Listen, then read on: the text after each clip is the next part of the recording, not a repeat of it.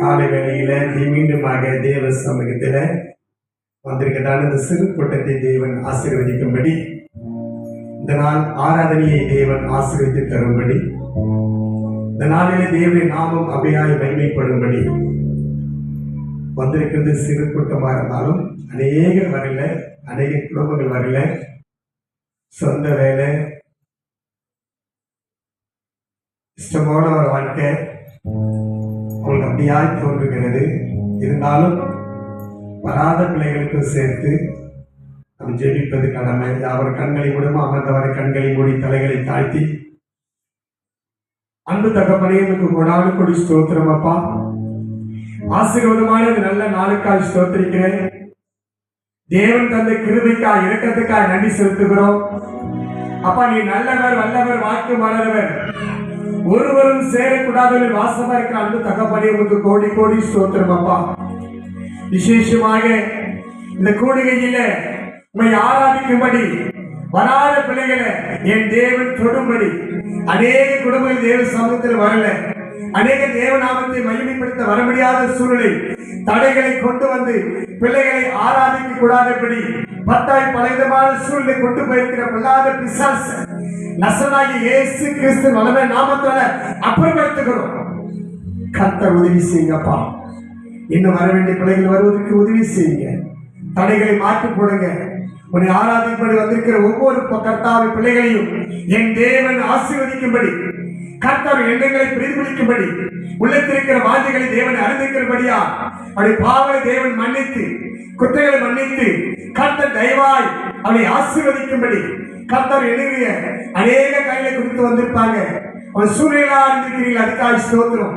பாடுகள், நிந்தைகள், அவமானங்கள், பிரச்சனைகள், போராட்டங்கள், வியாதிகள், கடன் தொல்லைகள், பலவிதமான சூழ்நிலைகளை அகப்பட்டுக் கொண்டிருந்தாலும் தேவ நாமத்தை மகிமைப்படுத்த வேண்டும் என்று சொல்லி இந்த காலை வேளையிலே தேவ சமூகத்தில் வந்திருக்கிற ஒவ்வொரு பிள்ளைகளையும் தேவன் ஆசீர்வதிக்கும்படி கர்த்தர் ஒரு எண்ணங்களை நீ அறிந்திருக்கிறீர்கள், அதுக்காக ஸ்தோத்திரம். ஒரு காயப்பட்ட கருத்தை ஒரு சிரசின் மேல் வைங்கப்பா. ஒவ்வொரு பிள்ளைகளும் போகிற போது பெருத்த ஆசீர்வாதம் போகணும். இந்த நாளில உன் நாமத்தை மகிமைப்படுத்த, உயர்த்தி பிடிக்க, கர்த்தருடைய நாமத்தை கர்த்தாவை அப்படியாய் பிரசாபம் பண்ண சென்னை பக்கத்திலிருந்து கர்த்தாவின் கிராமத்துக்கு வந்திருக்கிறதான பேராயர், செக்ரட்டரி மற்றும் உதவி ஊழியக்காரர், போதகர் அம்மா யாருக்காக நன்றி செலுத்துகிறோம். உங்களை பத்திரமாய் வழிநடத்தி கொண்டு வந்தீங்க. இன்றைக்கு தேவன் அவரோடு என்ன பேச வேண்டும் என்று திட்டம் வைத்திருக்கிறீரோ அதை நீங்க பேச போறீங்க. கர்த்தர் சுய மறந்து, சுயத்தை வெறுத்து, சுயத்தை நாங்கள் மறந்து தேவனுக்கு என்று இருக்கிற போது பரிசுத்தாவியை இறங்கி அபிஷேகித்து வார்த்தையினாலே ஒவ்வொருவரையும் போஷிக்கத்தக்கதாய், பலப்படுத்தத்தக்கதாய், ஆசீர்வதிக்கப்படாத காரியத்தை செய்ய போற கிருபைக்காக நன்றி செலுத்துகிறோம். தேவன் அவரோடு இருக்க போட்ட காரியம். கர்த்தர் தொடக்க முதல் முடிமட்டம் எங்களோடு இருங்கப்பா. எளிய தூதரை நிறுத்துங்கப்பா. இயற்கையை சாதமாய் கொடுங்கப்பா. நீர் இறங்குவது பேசுங்கப்பா. பேசாத கல்லோ மண்ணோ அல்ல, எங்களுக்காக யாவை செய்து முடிக்கிறவர். வேதம் சொல்கிறது, விதைக்கிறவனுக்கு விதையும் புசிக்கிறவனுக்கு ஆகாரத்தை கொடுக்கிறது விசேஷத்துக்கு இருங்க. கர்த்தர் நாளிலே அருமையான பசுகளோடு கூட நீங்க பேச போறீங்க.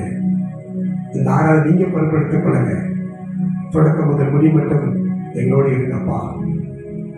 நீங்க பேசும் நாங்கள் கேட்கிறோம். மெல்லிய சத்தம் உங்களுடைய காதலை துணிக்க எங்களை தரப்படுத்த அர்ப்பணிக்கும். பெரிய காரியம் செய்யும். ஆசீர்வதி இயேசுவின் நாமத்தினாலே ஆமென். அல்லேலூயா. கையை உயர்த்தி அல்லேலூயா. கையை பலமா தட்டுவோமா? நான் ஐயா கொடுக்குறேன். பேரையா இவங்க வந்திருக்கிற ஐயாவை அறிமுகப்படுத்தி அப்போ அதை அவரை கனப்படுத்திடலாம். ஐயா மூலியமா நீங்க தேவன் என்ன பேச போறாரோ நீங்க நோட் பண்ணிக்கணும். சரியா? கர்த்தர் நல்லவர். மீண்டும் நான் கூட கையை பலமா தட்டி தேவன்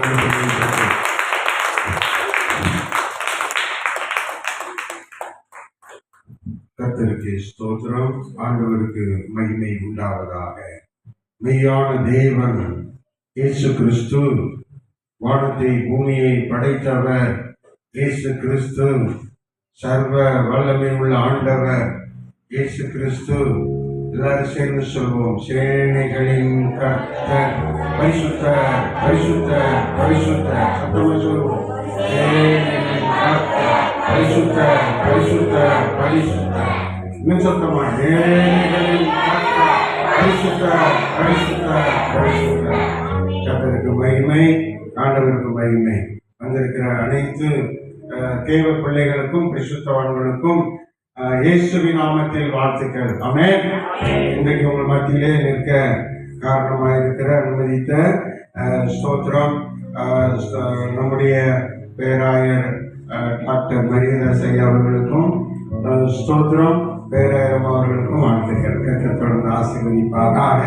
கர்த்தருக்கு எல்லா மகிமையும் உண்டாகட்டும். நம்முடைய ஸ்தோத்திரம் செனடா வேர்ல்டு பைபிள் பிஷப் கவுன்சிலுடைய தலைவர், செயலாளர், பொருளாளர், டெப்டி மாடரேட்டர் எல்லாரும் இங்கே இருக்கிறோம். இது ஒரு செனாடு ஆராதனை மாதிரி ஆயிடுச்சு. அல்லேலூயா. ஆமாம், கர்த்தருக்கு ஸ்தோத்திரம். நம்முடைய டெப்டி மாடரேட்டர் பேராயர் டாக்டர் மரியதாஸ் ஐயா அவர்கள் கர்த்தரால் பயன்படுத்தப்படுகிற உன்னத பாத்திரம். ஆமென். அதற்காக எல்லாரும் கரங்களை தட்டி கத்தரை மேம்படுத்துவோம். ஆமென். அவர்களுக்கு கிடைத்திருக்கிறதான அருமையான துணைவியார் பேராயிரம் அவர்கள் ஸ்தோத்திரம். ஒரு நல்ல செயல் வீரர். அவங்க செயல்பாடுல தான் அநேக காரியங்கள் துணையாக இருந்து செயல்படுகிறபடினாலே அநேக காரியங்களை கர்த்தர் செய்கிறார். அப்படி நல்ல தந்து ஒரு அருமையான தாய்க்காக எல்லாரும் கரங்களை தட்டி கர்த்தரை மகிமைப்படுத்துவோம். ஸ்தோத்திரம்.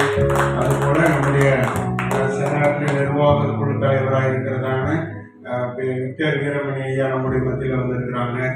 அவர்களை கர்த்தர் கொண்டு வந்ததற்காக எல்லாரும் கரங்களை தட்டி கர்த்தரை மகிமைப்படுத்துவோம். ஆமென். ஆமென். ஸ்தோத்திரம். நம்முடைய செனாட்டில் இசைக்குழு அமைப்பாளராக நம்ம ஆள் தான் வருவார் நினைக்கிறேன்.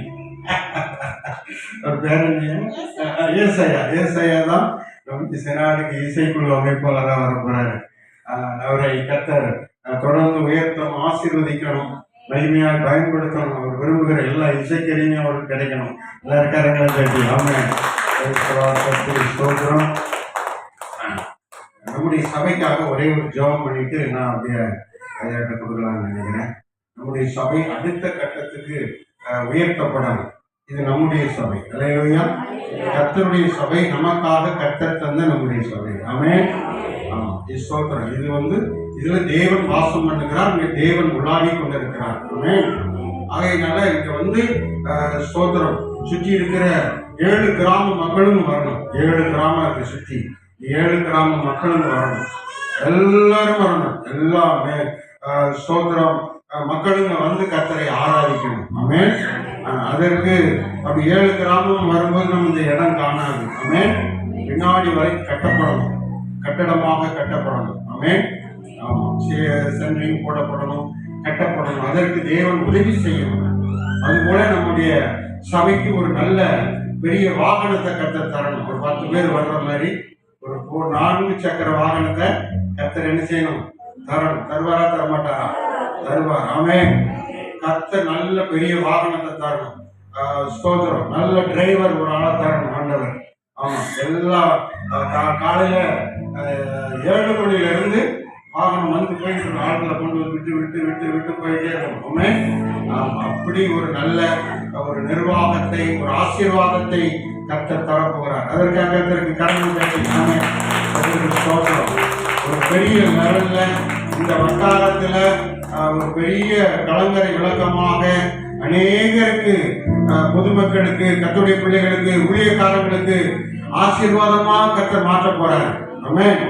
இப்போ நம்முடைய சபை வருகிறவர்களுக்கு ஆசீர்வாதமாக இருக்கிறது. அடுத்து கர்த்தருக்கு ஸ்தோத்திரம் ஊழியக்காரர்களுக்கு ஆசீர்வாதம். 40 பாஸ்டர்ஸுக்கு ஆசீர்வாதமா இருக்கு. ஒரு ஆளு 40 பேருக்கு என்ன செய்யறாங்க? நன்மை செய்யறாங்க. ஆமென். ஆசீர்வாதமாக இருக்குது. இது எல்லா கிராமங்களுக்கும் அநேக காரியங்கள் ஆசீர்வாதமாக இருக்குது. அதுக்கு காரணம் நம்முடைய சபை தான். இந்த சபை இல்லைன்னா ஐயா வேற ஒரு சபை இருக்கிற இடத்துக்கு போயிடுவாரு. இந்த சபை இருக்கிறதுனால கர்த்தருக்கு வைத்திருக்கிறார். அல்லேலூயா. ஏராளமான மக்கள் இங்கே உருவாக்கப்பட்டு கொண்டிருக்கிறார்கள். ஆண்டவர் பெரிய காரியம் செய்வார். ஆமென்.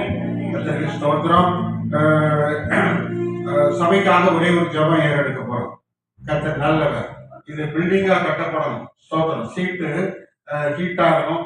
அநேகருக்கு ஒத்துக்காது. ஆனா அதை பில்டிங்கா கர்த்தர் மாற்றி தரணும்னு நம்ம ஆண்டவர்கிட்ட கெஞ்சி மன்றாடி ஜெபிக்க போறோம். அது மாத்திரமல்ல, சுற்றி இருக்கிற 7 கிராம மக்களும் வரணும். கூட்டம் கூட்டமா வரணும். நிரம்பி வழியணும். கர்த்தர் அப்படி செய்ய போகிறார். ஆமென். மக்களுக்கு வேண்டிய உதவிகள், ஆலயத்துக்கு வேண்டிய உதவிகள், பண தேவைகள் சந்திக்கப்படும்படியா எல்லாரும் வலது கரத்தை உயர்த்தி ஒரே ஒரு ஜெபம் பண்ணுவோம்.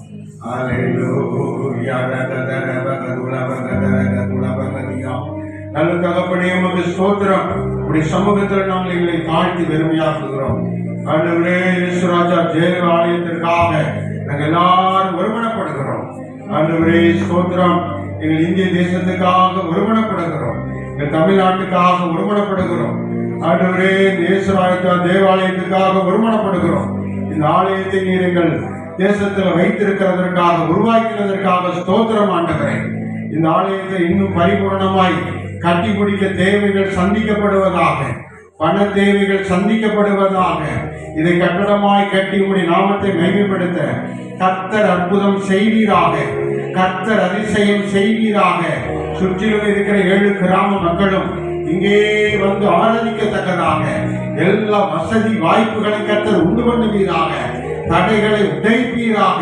தேவைகள் சந்திக்கப்படுவதாக. கொடுக்கிற கரங்கள் ஆண்டவரை நீட்டப்படுவதாக. இந்த இடத்துல ஒரு பெரிய மகிமையான சபை கட்டப்படுவதற்கு வேண்டிய உதவிகள் கிடைக்கட்டும் ஆண்டவரே. இது உம்முடைய ஆலயம். இந்த ஆலயம் பெருகட்டும் ஆண்டவரை, வளரட்டும் என்று நாங்கள் செபிக்கிறோம் ஆண்டவரே. கர்த்தாவே, உம்முடைய பிள்ளைகளுக்கு வேண்டிய சகல நன்மைகளை செய்வீராக. அற்புதம் நடைபெற்றுமா ஜெபிக்கிறோம். பண தேவைகள், ஊழியத்துக்கான தேவைகள், கட்டட நிதிக்கான தேவைகள் ஆண்டவரே ஸ்தோத்திரம். அடுத்து வளர்ச்சி பணிக்கான தேவைகள், ஏழை மக்களுக்கான தேவைகள் ஆண்டவரே ஸ்தோத்திரம். அல்லேலூயா, அல்லேலூயா. ஆண்டவரே ஸ்தோத்திரம். இல்லாதவர்களுக்காக செய்யப்படுகிற தேவைகள் ஆண்டவரே, எல்லாவற்றிலும் உங்கள் ஆண்டவருடைய கரம் நீட்டப்பட்டு ஒத்தாசை வரட்டும் ஆண்டவரே. பொறுப்படுத்திக் கொள்ளும், பொறுப்படுத்திக் கொள்ளும், பொறுப்படுத்திக் கொள்ளும். சமூகத்திலே தாழ்த்தி ஒப்புக் கொடுக்கிறோம் ஆண்டவரே. கர்த்தர் அற்புதம் செய்யும். நினைத்தருளும். கொடுத்த அருமையான ஆண்டவரே பேராயர் டாக்டர் மரியதாஸ் ஐயாவுக்காக, பேராயர் அம்மாவுக்காக கொடுக்கப்பட்ட 3 ஆண்டவரே வாலிப பிள்ளைகளுக்காக, அவருடைய எல்லா ஆசீர்வாதங்களுக்காக ஜெபிக்கிறோம். பண தேவைகள் அத்தனையும் சந்திக்கப்படட்டும். எங்கள் ஆண்டவர் மகிமையாய் நடத்துவீராக, நிரப்புவீராக, ஆசீர்வதிப்பீராக. குறைகள் நீக்கப்பட்டு மகிமையின் தேவனுடைய செழிப்பு, ஆசீர்வாதம், ஐஸ்வர்யம், பலன், சுகம், சமாதானம், சந்தோஷம், பாக்கியம், நன்மை, மேன்மை நிறைவாய் உண்டாகும்படிக்கு நாங்கள் ஜெபிக்கிறோம். பொறுப்படுத்திக் கொள்ளும். இயேசு கிறிஸ்துவின் நாமத்தில் ஜெபிக்கிறோம் நல்ல பிதாவே. ஆமென்.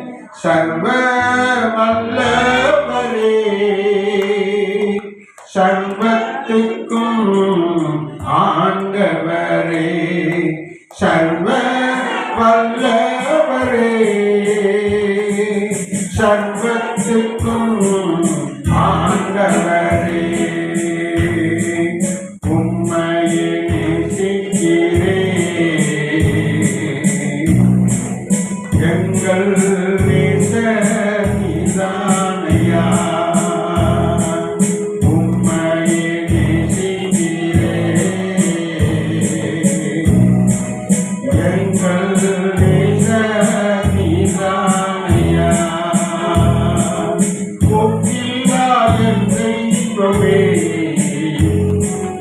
உத்தமயன் இயேசுவே, ஒப்பில்லாத தெய்வமே, உத்தமயன் இயேசுவே. ஆராதனை, ஆராதனை, சொல்லுங்க ஆமென். ஆராதனை,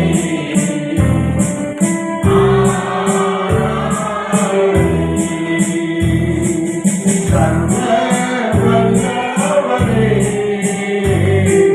சர்வத்துக்கும் ஆண்டவரே, சர்வ வல்லவரே, சர்வத்துக்கும் ஆண்டவரே. ஆராதனை, ஆராதனை, எல்லாரும் சொல்லுங்க ஆமென். ஆராதனை, ஆராதனை, எல்லாரும் ஒரு முறை ஆமென். இயேசுவே, நாங்கள் உம்மை ஆராதிக்கிறோம். ஆராதனை,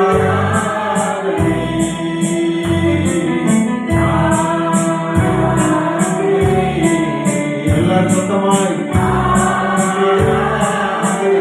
இன்னொரு முறை அல்லேலூயா. உம்மையே ஆராதிக்கிறோம் ஆண்டவரே. ஆராதனை, வாக்காதனமா, ஏசப்பா.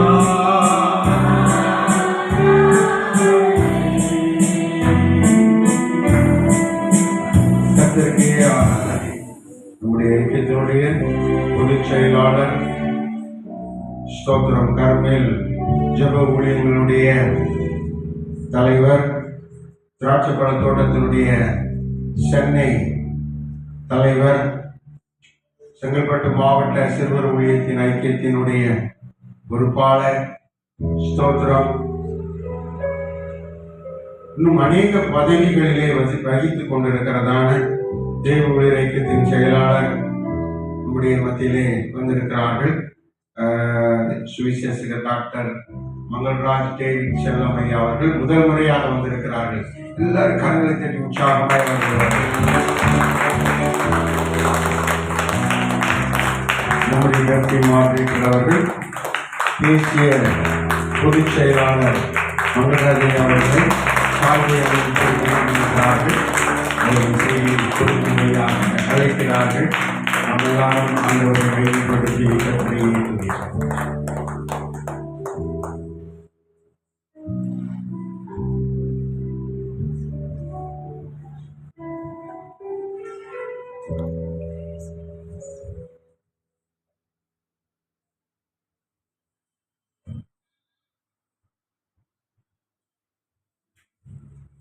அல்லேலூயா.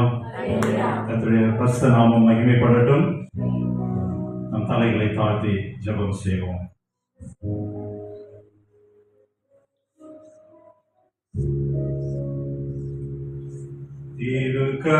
திருக்கரத்தால் தாங்கி என்னை திரு சித்தம் போல் நடத்திடுமே.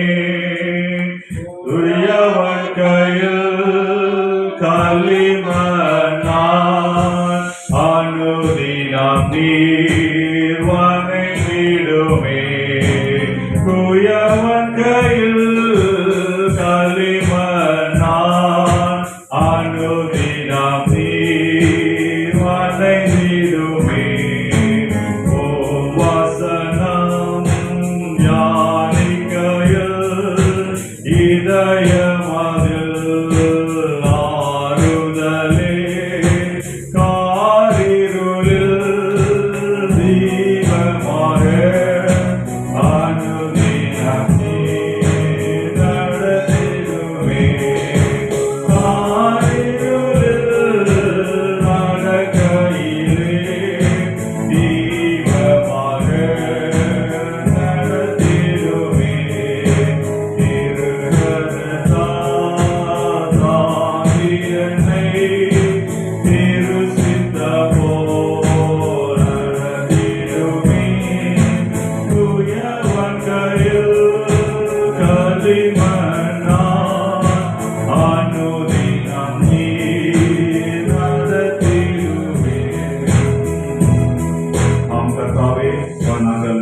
இதயம் கையில் இருக்கிற களிமண்ணாக நாங்கள் இந்த நாளிலே உங்களுடைய கரத்திலே ஒரு பாதப்படியிலே நாங்கள் வந்து நிற்கிறோம். இந்த வேலையிலே தகப்பனப்பா வேதாந்தத்திலிருந்து சில பகுதியிலே நாங்கள் தியானிக்கும் பொழுது கர்த்தர் நீர் எங்களோடு இடைபடும்படியாக, எங்களுடைய ஆவிக்குரிய கண்ணை நீர் திறக்கும்படியாக, இந்த நாளுக்குரிய இந்த வாரத்திற்குரிய மன்னாவை நாங்கள் பெற்றுக்கொள்ளும்படியாக கர்த்தர் நீர் எங்களோடு இடைபடும்படியாக நாங்கள் ஜெபிக்கிறோம். அடியேனை மறைத்து நீங்க வெளிப்படுங்க. இயேசு கிறிஸ்துவின் மூலம் ஜெபிக்கிறோம் நல்ல பிதாவே. ஆமென். கர்த்தருக்கான ஒரு நல்ல வாய்ப்பை ஏற்படுத்தி கொடுத்திருப்பதற்காக நான் கர்த்தருக்கு நன்றி செலுத்துகிறேன். இந்த வாய்ப்பை கொடுத்த மரிதாஸ் ஐயாக்காகவும் மற்றும் இதை ஏற்பாடு செய்த பிஷப் ஐயாக்காக சபையில் இருக்கிற ஒவ்வொரு அங்கத்தினருக்கும் நான் நன்றியை தெரிவித்துக் கொள்கிறேன். கர்த்தர் இந்த நாளிலே நம்மை கூட்டி சேர்த்திருக்கிறார். அவருடைய அநாதி தீர்மானம் இல்லையா? நம்ம அநேக காரியங்களை நினைக்கலாம், அநேக காரியங்களை செய்ய முற்படலாம். ஆனால் கர்த்தர் முன்குறித்திருக்கிறதை நாம் அதை தடை செய்ய முடியாது. நாளில் பார்த்தீங்க அப்படின்னு சொன்னா வேதாந்தத்துல இருந்து சில காரியங்களை நம்ம வாசித்து தியானிக்க போகிறோம். அநேக வசனங்கள் நம்ம அனுதினமும் கேட்கிறதாக இருக்கிறது. ஆனா பாத்தீங்க அப்படின்னு சொன்னா அது ஆவிக்குரிய வாழ்க்கையில ஒவ்வொரு முறை நம்ம தியானிக்கும் போதும் கர்த்தர் வெவ்வேறு விதமாக நம்மோடு இடைபடுவார். அவர் நம்மோடு பேச வல்லவராய் இருக்கிறார் அப்படின்னு சொல்லி ஒரு சின்ன கதை ஒண்ணு சொல்லுவாங்க. ஒரு கல்யாணம் ஆன புருஷன் மனைவி அவங்க இருந்தாங்களாம் இல்லையா? அப்போ வந்து ஒரு தடவை பேசிட்டு இருக்கும்போது ஒருத்தர் சொன்னாங்களா, நம்ம ஞாயிற்றுக்கிழமை சர்ச்சுக்கு போறோம், பாஸ்டர் நம்ம அதே தான் வசனத்தை படிக்கிறார், அதே பைபிளை தான் படிக்கிறார், அதே பாட்டை தான் நம்ம பாடுறோம், நம்மளுக்கு ஒரு இதுவே இல்லையே அப்படின்னு சொல்லிட்டு இருந்தாங்க. அதனால நம்மளுக்கு என்ன அப்படின்னு சொல்லி அப்போ ஒரு உதாரணத்துக்கு அவர் சொன்னாராம், உங்களுக்கு கல்யாணம் ஆகி எவ்வளவு நாள் ஆச்சு அப்படின்னு. எனக்கு 20 வருஷம் ஆச்சு. அது அப்போ உங்க ஒய்ஃப் வந்து என்ன சமைப்பாங்க? 20 வருஷம்னா பாத்தீங்க, கணக்கு போட்டு ஒரு வருஷத்துக்கு 365 நாள் என்ன சமைப்பாங்க? ஒவ்வொரு நாளும் புதுசு புதுசா சமைப்பாங்களா? ஒவ்வொரு நாளும் அப்போ இத்தனை வருஷமும் நீங்க சாப்பிடாததே மாத்தி மாத்தி சாப்பிடுவீங்களா அப்படின்னு கேட்டாங்க. இல்ல, எங்க வீட்டுல காலையில வழக்கமா இட்லி செய்வாங்க, தோசை செய்வாங்க, உப்புமா செய்வாங்க, அப்படிதான் செஞ்சுட்டு இருப்பாங்க. அப்போ அந்த நாள்ல உங்களுக்கு வாழ்வதற்கு அந்த இட்லி தேவைப்பட்டது, அடுத்த நாள் வாழ்வதற்கு உப்புமா தேவைப்படும். அப்போ 2 நாள் 3 நாள் அடுத்த வாரம் கழிச்சு மறுபடியும் இட்லி தேவைப்படுது இல்லையா?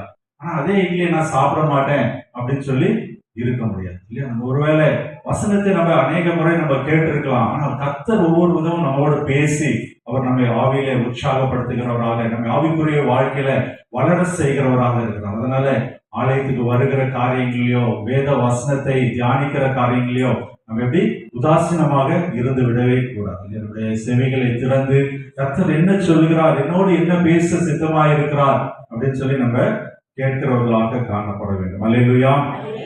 இந்த நாளில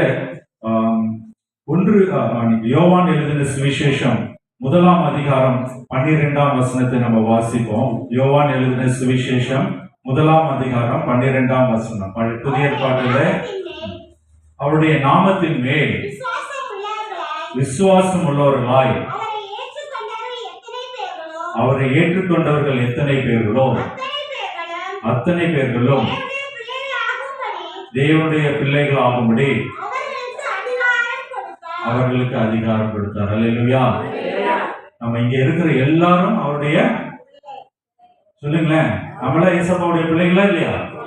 பிள்ளைகள் இல்லையா? எப்படி நம்ம பிள்ளைகள் ஆகிறோம் அப்படின்னு சொன்னா, என்றைக்கு நாம இல்லையா இயேசு கிறிஸ்து அவர் சர்வ வல்ல தேவன், அவரால் ஆகாத காரியம் ஒன்றுமில்லை அப்படின்னு சொல்லி அவர் பேர்ல நம்ம விசுவாசம் வைக்கும் போது இல்லையா, விசுவாசம் வைக்கும் போது நாம் அவருடைய பிள்ளைகளாகும். விசுவாசம் இல்லாமல் அவர்கிட்ட நம்ம கிட்டி சேரவே முடியாது. விசுவாசம் இல்லாம ஒன்றுமே நம்மளால செய்ய முடியாது.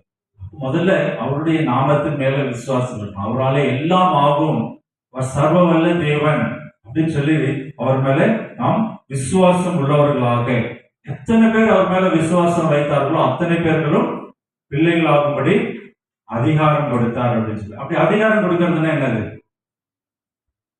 இப்ப நம்ம 10th படிச்சு முடிக்கிறோம், +2 முடிச்சு நம்மளுக்கு ஒரு சர்டிபிகேட் கொடுக்குறாங்க இல்லையா? 10th முடிச்சாச்சு, ஸ்கூல் முடிச்சாச்சு, காலேஜ் முடிச்சாச்சு, ஒரு சர்டிபிகேட் கொடுக்குறாங்க. அப்போ இயேசு கிறிஸ்து மேல, அவர் நாமத்தின் மேல நம்ம விசுவாசம் உள்ளவர்களா இருந்தா அவர் என்ன பண்றாங்க, பிள்ளைகளாகும்படி ஒரு என்ன கொடுக்கிறாரு, சர்டிபிகேட். நம்ம எல்லாருக்கும் என்ன பண்றாங்க, சர்டிபிகேட் கொடுக்குறாங்க இல்லையா? நம்ம சர்ச்சில் எல்லாம் பாத்தீங்கன்னா ஞானஸ்தானம் எடுத்தோன்னா சர்டிபிகேட் கொடுப்பாங்க, கல்யாணம் ஆன உடனே சர்டிபிகேட் கொடுக்குறாங்க இல்லையா? இப்போ அவருடைய பிள்ளைகள் ஆகும்படி நமக்கு ஒரு அதிகாரத்தை கொடுத்திருக்கிறார். அப்போ நம்ம எல்லாம் அவருடைய பிள்ளைகள்.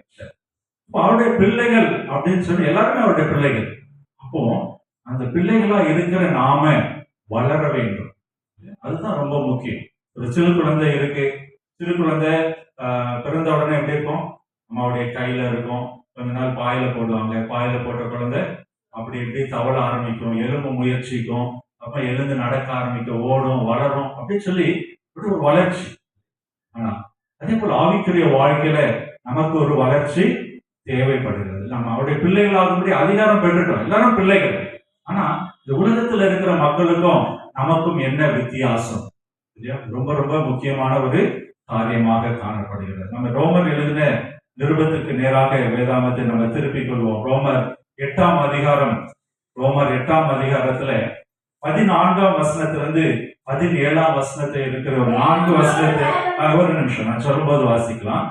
இந்த 4 வசனத்தை இன்று நாளில நம்ம தியானிக்க போறோம். இந்த 4 வசனத்துல கர்த்தர் நம்மோடு இடைபடும்படியாக இல்லையா, முக்கியமா அந்த ஆவிக்குரிய வாழ்க்கையில பிள்ளைகளாக விசுவாசிக்கும் போது அவர் பிள்ளைகள் சொல்லி, ஆனா பிள்ளைகளாக நம்ம உண்மையிலேயே இருக்கிறோமா இல்லையா அப்படின்றத இந்த வசனங்களை நம்ம தியானிக்கும் போது கர்த்தர் நம்மோடு இடைபடுவார். 14வது வசனத்தை நம்ம வாசிப்போம். மேலும் அவர்கள் தேவனுடைய ஆவியினாலே நடத்தப்படுகிறார்களோ அவர்கள் தேவனுடைய புத்திரராய் இருக்கிறார்கள்.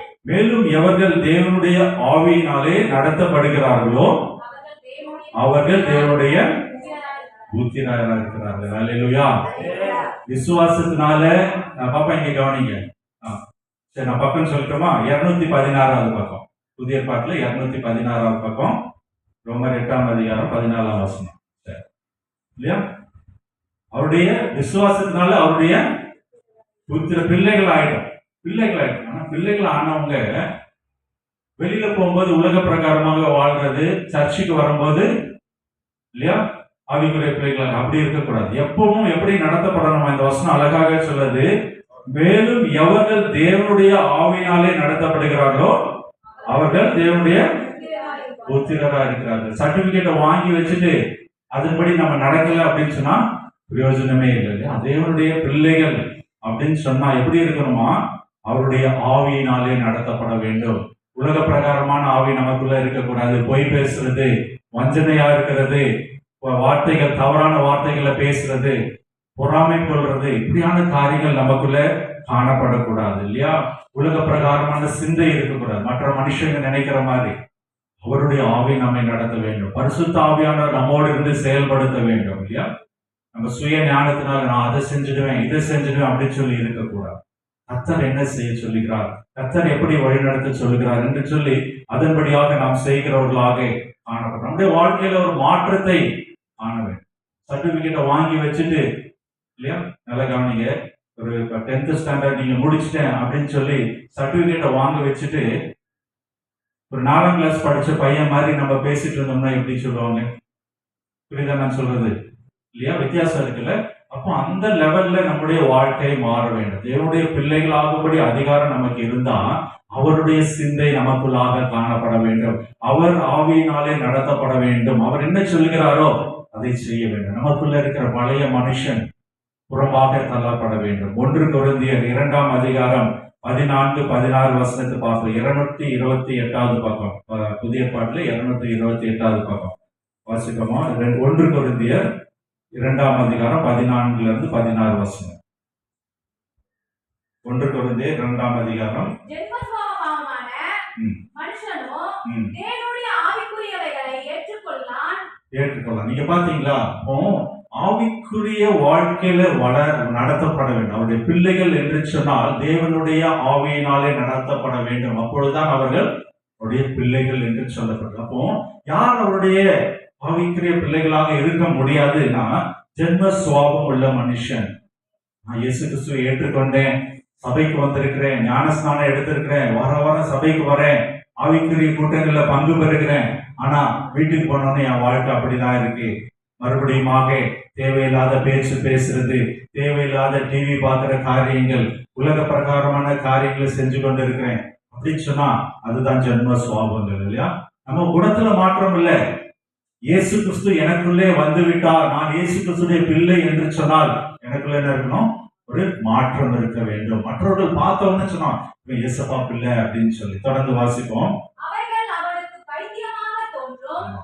தொடர்ந்து வாசிப்போம். அவைகள் ஆவிக்கேற்ப பிரகாரமாய் ஆராய்ந்து நிதானிக்கத்தக்கப்படுகிறவர்களானால் அவைகளை அறிய மாட்டான். இது பாத்தீங்க அப்படின்னு சொன்னா மற்றவர்கள் பார்வைக்கு நம்ம ஒருவேளை பைத்தியக்காரர்களா தெரியும். ஒருவேளை நமக்கே ஒரு சில நேரத்துல யோசிப்போம், நம்ம செய்யறது சரியாதானா, மற்றவங்களாம் அப்படி செய்யறாங்களே, நான் மட்டும் இப்படி இருக்கிறேனே அப்படின்னு சொல்லி. ஆனா அதை குறித்து கவலைப்பட வேண்டியது இல்லை. நீங்க ஞாயிற்றுக்கிழமை ஆனா சபைக்கு கிளம்பி வரீங்க இல்லையா, 4 பேர் கேள்வி கேட்பாங்க, நீங்க காலங்கத்தால கிளம்பி போயிட்டு இருக்கீங்களே, இன்னைக்கு இங்க வந்து அதை பண்ணலாமே இதை பண்ணலாமேன்னு சொல்லி. அது குறித்து கவலைப்படாது. கர்த்தருடைய சன்னிதானத்திலே நாம் செலவிடுகிற ஒவ்வொரு நிமிடமும் கர்த்தர் நமக்கு ஆசீர்வாதத்தை தர வல்லவராயிருக்கிறார். அல்லேலூயா.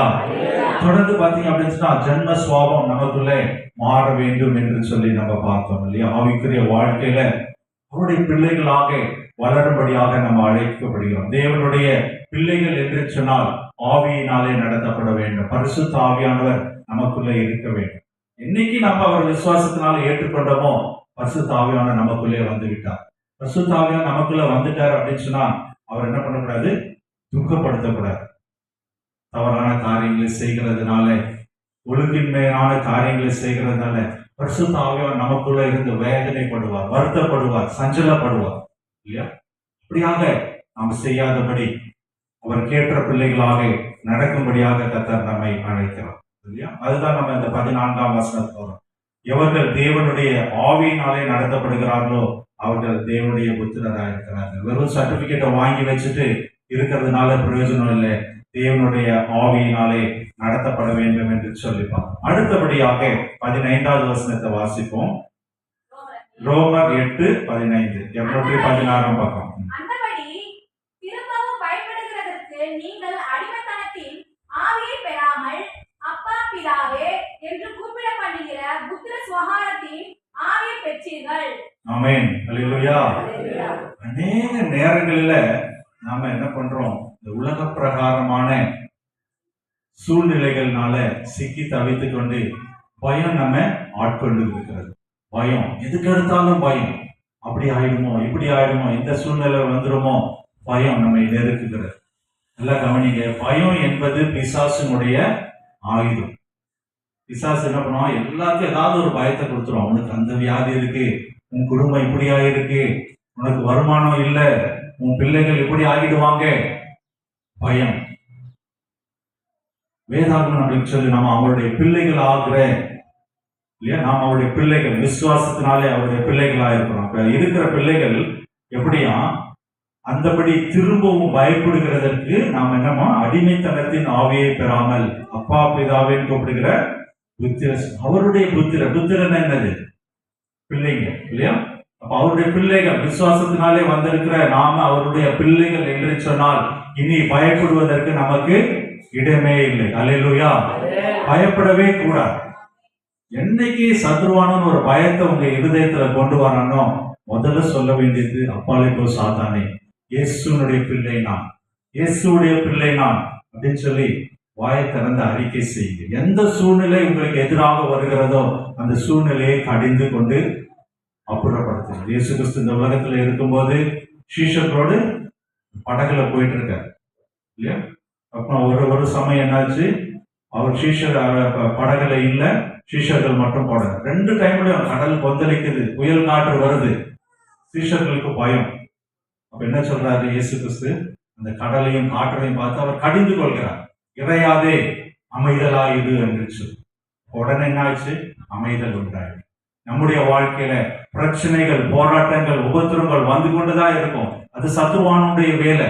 அதை கண்டு நாம கலங்க கூடாது. புயல போராட்டத்தை பார்த்து என்ன பண்ணணும், அமைதலாயுது, நான் இயேசுவின் பிள்ளை, நான் பயப்படுகிறதுக்கு அடிமைத்தனத்தின் ஆவியை பெற்றிருக்கவில்லை, அப்பா பிதாவிற்கு புத்திர சுவிகாரத்தின் ஆவியை பெற்றிருக்கிறேன், பொல்லாத பிசாசை விலகி போ என்று சொல்ல வேண்டும். அல்லேலூயா. அப்படியான ஒரு விசுவாச பிள்ளைகளாக நாம காணப்பட வேண்டும். அல்லேலூயா. ஏதோ சர்டிபிகேட் மட்டும் வாங்கி வச்சுட்டு இருக்கிற பிள்ளைகளாக இருக்கக்கூடாது. நம்முடைய விசுவாசத்தை அறிக்கை செய்கிறவர்களாக, விசுவாசத்திலே வளர்கிற பிள்ளைகளாக நம்ம இருக்க வேண்டும். அதுதான் இந்த இடத்துல கர்த்தர் நம்மோடு இன்றைய நாளில் செய்கிற பயம் இல்லையா. உலகத்துல இருக்கிற மக்களுக்கும் இருக்கதான் செய்யும், நமக்கு சத்துரு கொண்டு வரும். ஆனா உலகத்துல இருக்கிற மக்களுக்கும் நமக்கு இருக்கிற வித்தியாசம் என்ன, உலகத்துல இருக்கிற மக்கள் பயந்து போய் நான் என்ன செய்யறதுன்னு தெரியல அப்படின்னு அங்க இங்க ஓடிட்டு இருப்பாங்க. ஆனால் கர்த்தர் நமக்கு ஒரு ஆயுதத்தை கொடுத்திருக்கிறார், அந்த வேத வசனத்தை கொடுத்திருக்கிறார், சபை என்ற ஒரு ஐக்கியத்தை கொடுத்திருக்கிறார், போதகர் என்ற ஒரு நல்ல ஒரு மெய்ப்பனை கொடுத்திருக்கிறார், இப்படியான ஒரு கூடுதலை கொடுத்திருக்கிறார். நம்ம எதற்கும் பயப்படவே தேவை. ஒரு மலையை பார்த்து பெயர்ந்து போனா அந்த மலை பெயர்ந்து போகும் என்று சொல்லி கர்த்தர் சொல்லு. நமக்கு தேவை ஒரு விசுவாசம். பயம் வரவே கூடாது. அதுக்காக பயமே இருக்காதா பாஸ்டர், நாங்க இப்ப இயேசப்பாவை ஏற்றுக்கொண்டு அவருடைய பிள்ளைகள் ஆயிட்டோம், எங்க வாழ்க்கையெல்லாம் அப்படியே நல்லாவே இருக்குமா இல்லையா. அப்படி யாராவது சொன்னாங்கன்னா நீங்க நம்பாதீங்க இல்லையா. இயேசப்பாவை ஏற்றுக்கொண்டதுக்கு அப்புறம் போராட்டங்கள் உண்டு, உலகத்துல உபத்திரம் உண்டு என்று சொல்லி இயேசப்பா சொல்லியிருக்காங்க. ஆனால் என்ன வித்தியாசம், அந்த உபத்திரவத்தை மேற்கொள்கிறதற்கான வழியை கர்த்தர் நமக்கு உண்டு பண்ணி தருவார். அல்லேலூயா. எல்லா சோதனைகள் உண்டு, இந்த உலகத்துல சோதனைகள் உண்டு. சோதனைகளை கர்த்தரே அனுமதிக்கிறார். ஆனா சோதனைகளை தப்பிக்கொள்கிற போக்கையும் அவர் நமக்கு உண்டு பண்ணி இருக்கிறார் என்று சொல்லி வேதாந்தம். அதனால உலகத்தில் இருக்கிற மக்களுக்கு நமக்கு இருக்கிற ஒரே வித்தியாசம், கர்த்தர் நமக்கு வழிவாசல்களை உண்டு பண்ணியிருக்கிறார். அவர் நமக்கு கதவுகளை, திறந்த வாசலை அவர் வைத்திருக்கிறார். அதனால எதை குறித்து நம்ம கவலைப்படணும். பயம் வந்துச்சுன்னா நம்ம சொல்ல வேண்டிய ஒரே ஒரு காரியம், நான் இயேசு கிறிஸ்துடைய பிள்ளை என்று சொல்லி பார்க்கிறோம் இல்லையா. 2 தீமோத்தேயு 1:7 2 தீமோத்தேயு 1:7 புதிய பாட்டில 291 பக்கம். தேவன் நமக்கு பயமுள்ள ஆவியை கொடாமல் பலமும் அன்பும் தெளிந்த புத்தியும் உள்ள ஆவியை கொடுத்திருக்கிறார். அல்லேலூயா. இது எப்படி அப்படின்னு சொன்னா, நான் சொன்ன சர்டிபிகேட் வாங்கியிருக்கோம் அப்படின்னு சொல்லி, சர்டிபிகேட் எப்படிப்பட்ட சர்டிபிகேட்? நல்லா படிச்சு வாங்கின சர்டிபிகேட், பிட் அடிச்சு காப்பி அடிச்சு வாங்கின சர்டிபிகேட் கிடையாது. புரியுதா? அப்படி வாங்கினவங்களுக்கு தான் அடுத்தது என்ன பண்ணணும்னு தெரியாது. படிச்சு சர்டிபிகேட் வாங்கினீங்க, இயேசுப்பா உண்மையான மனசோடு உண்மையான விசுவாசத்தோடு நீங்க ஏற்றுக்கொள்ளும் பொழுது அவர் நமக்கு பயமுள்ள ஆவியை கொடாமல் பலமும் தெளிந்த புத்தியும் உள்ள ஆவியை கொடுக்கிறார். பலம் எதுக்கு தேவை? சத்துருவை பிசாச எதிர்த்து நிற்பது. வேதாகமம் சொல்லுகிறது, என்ன சொல்லுகிறது? பிசாசுக்கு எதிர்த்து நில்லுங்கள், அப்போ உங்களை விட்டு ஓடி போவான். அநேகர் என்ன பண்றோம்? ஐயோ வந்துடுச்சு நான் என்ன பண்ணுவேன் அப்படின்னு சொல்லி அங்க இருக்கிற பிசாச கூட்டு வீட்டுக்குள்ள வச்சுக்கிறோம். அப்படி இருக்கவே கூடாது. கடிந்து கொள்ள வேண்டும். அப்பாலே போ சாத்தானே என்று சொல்லுகிற அதிகாரத்தை அவர் நமக்கு கொடுத்திருக்கிறார். கல்வாரி சிலுவையில பிசாசின் தலையை நசுக்கி ஜெயத்தை கொடுத்திருக்கிறார். அதனால பயப்படவே கூடாது. இந்த இடத்துல பலத்தை எதிர்த்து கொடுத்திருக்கிறார் என்று சொன்னால், பலமுள்ள ஆவியை எதிர்த்து கொடுத்திருக்கிறார் சத்துருவை எதிர்த்து நிற்பதற்காக. அன்பு எதற்காக கொடுக்கப்பட்டு இருக்கிறது? சகோதர சிநேகம். அவருடைய பிள்ளைகள் ஆகும்படி சர்டிபிகேட் வாங்கி இருக்கிறோம். விசுவாசத்தினால இயேசப்பாவுடைய பிள்ளைகள் ஆயிட்டோம். ஆனா நான் என் சகோதரனை நேசிக்க மாட்டேன், என் சொந்தக்காரன் கூட பேச மாட்டேன், அவனுக்கும் எனக்கும் சண்டை, அவங்க வீட்டுக்கு போக மாட்டேன், இவங்க வீட்டுக்கு போக மாட்டேன். அப்படி இருந்தோம் அப்படின்னு சொன்னா அதனால ஒரு பிரயோஜனம் இல்லை. உன்னை போல் பிறனை நேசிக்கும்படியாக கர்த்தர் அழைக்கிறார். அல்லேலூயா. நல்ல கவனிங்க, ஒரு நிமிஷம் பாருங்க. இயேசு கிறிஸ்து பிதாவானவர் எப்போ இந்த உலகத்துக்கு அனுப்பினார் தெரியுமா? நாம் பாவிகளா இருக்கும் போதுதான் அவர் நமக்காக அவர் அனுப்பி நம்மை அவர் மீட்டெடுத்தார். இவங்கெல்லாம் பாவத்திலிருந்து வெளியில வரட்டும், அதுக்கப்புறமா வரேன் அப்படின்னு சொல்லி வரல. நாம எந்த சூழ்நிலை பாவிகளா இருக்கும்போது அக்கிரமங்களை செய்து கொண்டு அப்படி இருக்கும்போது அவர் நம்மை தேடி வந்தார், ரட்சித்தார், மீட்பை கொடுத்தார். அப்போ நாம அப்படி ஒரு அடிமைத்தனத்தில் இருக்கும்போது இயேசு கிறிஸ்து என்னை கரம் பிடித்து தூக்கினாரே, அப்போ மற்றவர்கள் அப்படி ஒரு அடிமைத்தனத்துல ஒரு அறியாத நிலைமையில இருக்கிற போது அவர்களை நாம் சிநேகிக்க வேண்டும். அவர்கள் மேல கர்த்தருடைய அன்பை நாம கொண்டு செல்ல வேண்டும். அல்லேலூயா. அப்படி ஒரு கரிசனை இல்லை என்று சொன்னால் அந்த சர்டிபிகேட் வாங்கினதுக்கு பிரயோஜனமே இல்லை. நான் விசுவாசித்து நான் இயேசப்பா பிள்ளை ஆயிட்டேன் அப்படின்னு சொல்லிட்டு சொந்த சிநேகிதனை, இந்த சகோதரனை சிநேகிக்கவில்லை என்று சொன்னால், கண் கண்ட பிறனிடம் அன்பு கூறாதவன் கண் காணாத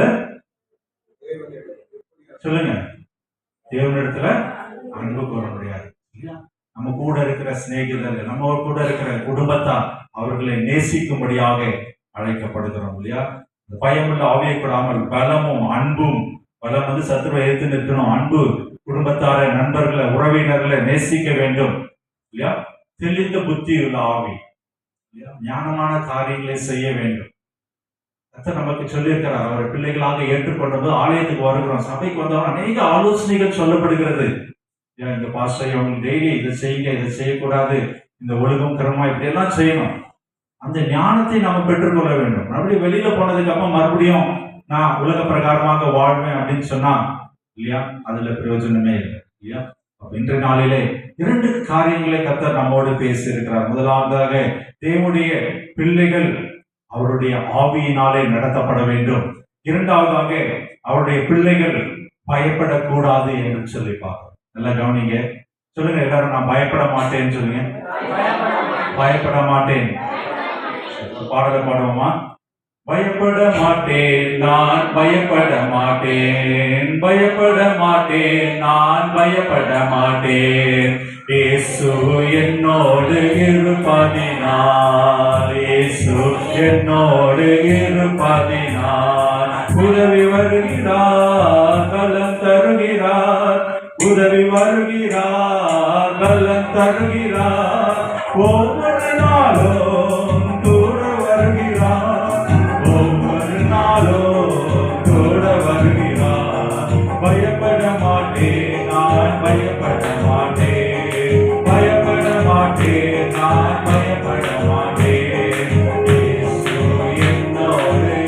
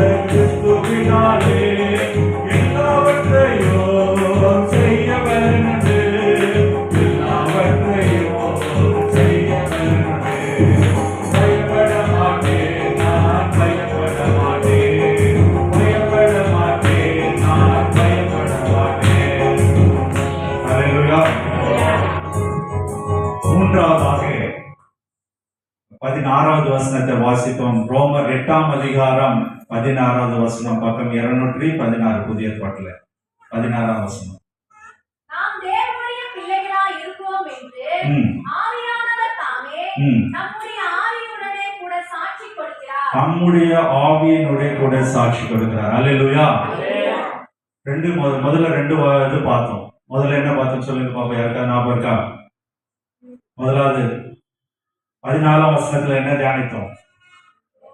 தேவனுடைய பிள்ளைகள், அதுதான் முதல்ல சர்டிபிகேட் வாங்கிட்டீங்களா? 1 யோவான் 1:12 நீங்க அவருடைய பிள்ளைகள் சர்டிபிகேட் வாங்கிட்டீங்க. அந்த பிள்ளைகள் சர்டிபிகேட் வாங்கின பிள்ளைங்க எப்படி இருக்கணும்ன்றத பார்த்துட்டு இருக்கோம். ஆவியினால நடத்தப்படணும். அவருடைய பிள்ளைகள் அவருடைய ஆவினால, நம்ம சொந்த ஞானத்தினால, சொந்த சித்தத்தினால, சொந்த புத்தினால நடக்கக்கூடாது. சரி, ரெண்டாவது என்ன தியானித்தோம்? ஆமென். இயேசுவுடைய பிள்ளைகள் விசுவாசத்தினால அவருடைய பிள்ளைகள் ஆனவங்க என்ன பண்ணக்கூடாது? பயப்படக்கூடாது. அவர் நம்மோடு இருக்கிறார் என்ற அந்த தைரியம் வேண்டும். மூன்றாவதாக நம்ம பார்க்க போகிறது என்ன அப்படின்னு சொல்லி பார்த்தோம்னா, அவருடைய பிள்ளைகளுக்கு யாரு சாட்சி கொடுக்கணுமா? ஆவியினுடைய சாட்சி கொடுக்கணும். அல்லேலூயா. நீங்கெல்லாம் இந்த கோர்ட்டு கேஸ் எல்லாம் கேள்விப்பட்டிருப்பீங்கல்ல இல்லையா? நல்ல படம். ஜட்ஜின்னு ஒருத்தர், நீதிபதினு ஒருத்தர் இருப்பாரு, வக்கீல் இருப்பாங்க, ரெண்டு சைடு சாட்சி கொண்டு வருவாங்க. ஒருத்தர் சொல்லுவாங்க நான் செஞ்சதுதான் கரெக்ட், இன்னொருத்தரும் அவங்க தான் சொல்லுவாங்க. அப்ப ஜட்ஜ் என்ன பண்ணுவாரு? ரெண்டு சைடும் விசாரிச்சு என்ன பண்ணுவாரு? தீர்ப்பு சொல்லணும் இல்லையா? இப்போ சபையில ஒருத்தர் இருக்காங்க இல்லையா? ஐயா கிட்ட கேட்டு, ஐயா தம்பி எப்படியா அப்படின்னு சொன்னா, ஐயா வந்து இந்த தம்பியினுடைய நடக்க வழக்கை எல்லாம் பார்த்துட்டு, அந்த மகன் இப்படி, இந்த மகள் இப்படி, இந்த சபைக்கு வரவங்க இப்படி அப்படின்னு சொல்லி ஒரு சர்டிபிகேட் கொடுக்கலாம், ஒரு சான்று கொடுக்கலாம் இல்லையா? ஆனா அந்த மனிதனுடைய உள்ளான சிந்தனைய ஐயாவால கண்டுபிடிக்க முடியுமா? இல்லையா? ஓரளவுக்கு நல்லா கொஞ்சம் க்ளோஸா இருந்தா ஓரளவுக்கு கண்டுபிடிக்க முடியும். இந்த இடத்துல இந்த வசனத்துல என்ன சொல்லி இருக்கு அப்படின்னு சொன்னா, நம்முடைய ஆவியை குறித்து வசனத்தை மறுபடியும் வாசிப்போம். நாம் தேவனுடைய பிள்ளைகளாய் இருக்கிறோம் என்று ஆவியானவர் தாமே நம்முடைய ஆவியினுடைய கூட. எத்தனை பேருக்கு புரிஞ்சிச்சு? ஒரு அல்லேலூயா சொல்லுங்க. அல்லேலூயா. நான் விசுவாசி, நான் சர்டிபிகேட் வாங்கிட்டேன், பிரயோஜனமே இல்லை. உங்களுடைய இருதயங்களை ஆராய்ந்து அறிகிற தேவன் ஒருவர் இருக்கிறார். அல்லேலூயா. நம்முடைய இருதயங்களை ஆராய்ந்து அறிகிற தேவன் இருக்கிறார். நம்முடைய இருதயம் மகா திருக்குள்ளதும் கேடுள்ளதும் என்று சொல்லிவிடலாம். வெளியில நல்லா ட்ரெஸ் பண்ணிருக்கலாம், வெளியே பார்க்கும்போது சபைக்கு வந்து ஆராதிக்கலாம் இல்லையா? நேர்மணங்கள் போட்டு ஜெபம் பண்ணலாம். ஆனால் நம்முடைய இருதயம் எப்படிப்பட்ட காரியங்களை சிந்தித்துக் கொண்டிருக்கிறது, எப்படிப்பட்ட காரியங்களை யோசித்துக் கொண்டிருக்கிறது, கர்த்தர் அவைகளை பார்க்கிறார். என்ன சொல்லி இருக்கிறது? வர்றவங்க போறவங்க கிட்ட சர்டிபிகேட் வாங்க கூடாதான். யார் சர்டிபிகேட் கொடுக்கணுமா? ஆவியான சர்டிபிகேட். அவருக்கு மறைவானது ஒன்றும் இல்லை. நம்ம சொல்ல முடியுமா? ஆவியானவர் கிட்ட போயிட்டு, பாப்பா நீங்க 3 பேர் நல்லா கவனிக்கணும் சரியா? சர்ச்சில் நல்லா கவனிக்கணும், எழுதணும். நீங்க எந்த கிளாஸ் படிக்கிறீங்க சொல்லுங்களேன்? எந்த கிளாஸ் படிக்கிறீங்க? எந்த கிளாஸ் படிக்கிறீங்க? 7th standard. தமிழ் நல்லா எழுதுவீங்களா? நீங்க சர்ச்சுக்கு ஒரு நோட்டு கொண்டு வரணும் சரியா? நோட்ல எழுதணும் சரியா? அப்போ உங்களுக்கு யூஸ்ஃபுல்லா இருக்கும். சரி, இப்போ ஆவியானவர் நமக்கு சாட்சி கொடுக்கணும். அவருக்கு மறைவானது ஒன்றுமே இல்லை. உலக பிரகாரமாக நம்ம நடிச்சிடலாம், அப்படி இருக்கிறேன் நானு, பரிசுத்தவான், விசுவாசி, என்ன வேணாலும் போர்வைக்குள்ள இருந்துடலாம். ஆவியானவருக்கு மறைவானது ஒன்றுமே இல்லை இல்லையா? அதே 8ஆம் அதிகாரத்துல 27ஆம் வசனத்தை வாசிப்போமா? ரோமர் 8:27 வாசிங்க.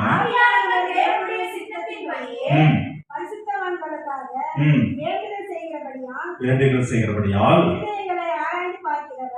இருதயங்களை ஆராய்ந்து பார்க்கிறவர் ஆவியின் சிந்தை இன்னதென்று அறிவார். அல்லேலூயா. அதனால நாம எந்த ஒரு சூழ்நிலையில தவறான சிந்தைகளை சிந்திக்க கூடாது, தவறான எண்ணங்கள் நமக்குள்ள வரக்கூடாது, பொய்யான காரியங்கள் நமக்குள்ள வரக்கூடாது. என்றைக்கு நாம் விசுவாசத்தினாலே அவருடைய பிள்ளைகளாகும்படி அதிகாரம் பெற்றோமோ அன்றைக்கே நம்முடைய ஆவி, ஆத்மா, சரீரம் அவருடையது. அல்லேலூயா. அவர் பரிசுத்த ஆவியான நமக்குள்ளே இருந்து வாசம் செய்ய வேண்டும். அவர் தங்குகிற ஆலயம் நாமே. அல்லேலூயா. அவர் நமக்குள்ள இருக்கிறார். இந்த ஆலயத்துக்குள்ள, நம்முடைய சபைக்குள்ள வந்து எவ்வளவு பயபக்தியா நம்ம இருக்கிறோமோ அதே போல நம்முடைய இருதயத்தை நம்ம பயபக்தியோட பாதுகாத்துக் கொள்ள வேண்டும். தவறான சிந்தை வரக்கூடாது. அங்கே பரிசுத்த ஆவியானவர் தங்கி இருக்கிறார். பரிசுத்த ஆவியானவர் நமக்குள்ள இருக்கும்போது தவறான சிந்தை வரலாமா? கோபம் வரலாமா? எரிச்சல் வரலாமா? பொய்யான வார்த்தைகள் வரலாமா? வரவே கூடாது இல்லையா? இருதயங்களை ஆராய்ந்து பார்க்கிறவர் தேவன் இல்லையா? அவர் நம்மோட இருக்கிறார் இல்லையா? சங்கீதம் 26:1-2 வாசிப்போம். பழைய பாட்டில் 685வது பக்கம். சங்கீதம் 26:1-2. கர்த்தாவே, என்னை நியாயம் விசாரியும், நான் உன் உத்தமத்திலே என்னை பரீட்சை பார்த்து நான் என் உத்தமத்திலே நடக்கிறேன். நான் கர்த்தரை நம்பியிருக்கிறேன், ஆகையால் நான் தள்ளாடுவதில்லை. கர்த்தாவே, என்னை பற்றித்து என்னை சோதித்து பாரும். என் உள்ளங்கரைகளையும் என் இருதயத்தையும் புறமிட்டு பாரும். அல்லேலூயா. எத்தனை பேர் இன்றைய நாளில் இந்த வேளையில கர்த்தரை நோக்கி இந்த ஜெபத்தை செய்ய முடியும்? இல்லையா? இது ஒரு முக்கியமான ஒரு காரியம். நம்ம கூட இருக்கிறவங்களை பார்த்து நம்ம சொல்லுவோம்ல, நீ வேணா என்னை செக் பண்ணி பாரு அப்படின்னு சொல்லுவோம். ஏதாவது ஒரு சண்டைலாம் வந்துருச்சு, ஏதாவது வந்துச்சுன்னா நீ என்னை செக் பண்ணி பாரு, என்கிட்ட கேள்வி கேட்டுப்பாரு, நான் பொய்யா சொல்றேன் அப்படின்னு சொல்லி பேசுவோம் இல்லையா? ஆனா இந்த இடத்துல சங்கீதக்காரன் எவ்வளவு அழகாக சொல்லுகிறார். கர்த்தரை நோக்கி அவர் சொல்லுகிற காரியம், என்னை நியாயம் விசாரியும், என்னை பரீட்சித்து பாரும், என்னை சோதித்து பாரும், இருதயத்தை உடமிட்டு பாரும். நம்மளால அப்படி சொல்ல முடியுமா? இந்த நாளில கர்த்தருடைய ஆலயத்துல வந்திருக்கிற நம்மால அந்த வார்த்தையை சொல்ல முடியுமா? நம்முடைய இருதயம் என்னென்ன காரியங்களை சிந்தித்துக் கொண்டிருக்கிறது, என்னென்ன கர்த்தர் அருவருக்கிற காரியங்கள் நம்முடைய இருதயத்துல காணப்பட்டு கொண்டிருக்கிறது. அவருடைய பிள்ளைகளாக இருக்கிற நமக்கு கர்த்தரிடத்துல இருக்கிற அந்த ஐக்கியத்துல பலப்படும் போது இப்படியாக தைரியமாக கர்த்தரை நோக்கி சொல்லுகிறதான அனுபவத்திற்குள்ளே நாம் கடந்து வருவோம். அல்லேலூயா. அப்படிதான் வாழ வேண்டும். அதுதான் பரிசுத்த வாழ்க்கை. கர்த்தர் அதற்காக தான் நம்மை அழைத்திருக்கிறார், அதற்காக தான் நம்மை தெரிந்தெடுத்திருக்கிறார், பிரித்தெடுத்திருக்கிறார். அல்லேலூயா. ஐயா சொன்னாங்க, இந்த இடத்துல ஃபுல்லா வர வேண்டியதுல கொஞ்சம் பேர் தான் வந்திருக்கீங்க. கர்த்தர் ஒரு நோக்கத்தை வைத்திருக்கிறார். இந்த நாளில இந்த வார்த்தையை நீங்கள் கேட்க வேண்டும். உங்கள் மூலமாக அநேகர் ஆசீர்வதிக்கப்பட வேண்டும். உங்களுடைய வாழ்க்கையில மாற்றம் உண்டாக வேண்டும். இந்த மாற்றத்தை பார்க்கிற அநேகர் சாட்சியுள்ள ஜெயத்திற்கு திரும்பி வர வேண்டும். அல்லேலூயா. கர்த்தர் அதற்காக தான் இந்த நாளை தேர்ந்தெடுத்திருக்கிறார். 1 யோவான் 3:20 வசனத்தை நாம் வாசிப்போம். 1 யோவான் 3:20 புதிய பாட்டிலே 328வது பக்கம். 1 யோவான் 3:20 328வது பக்கம். ஆமா, 3:20. நம்முடைய இருதயமே நம்மை குற்றவாளியாக்கி தீர்க்குமானால்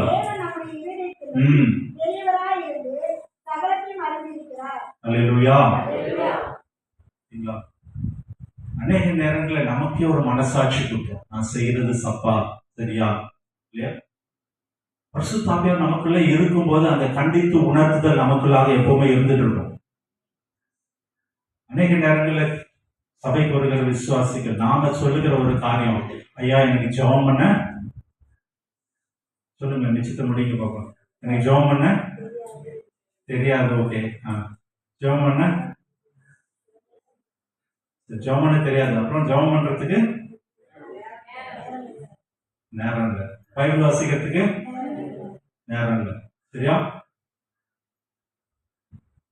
நேரம் என்பது நான் அடிக்கடி சொல்ற ஒரு விஷயம்.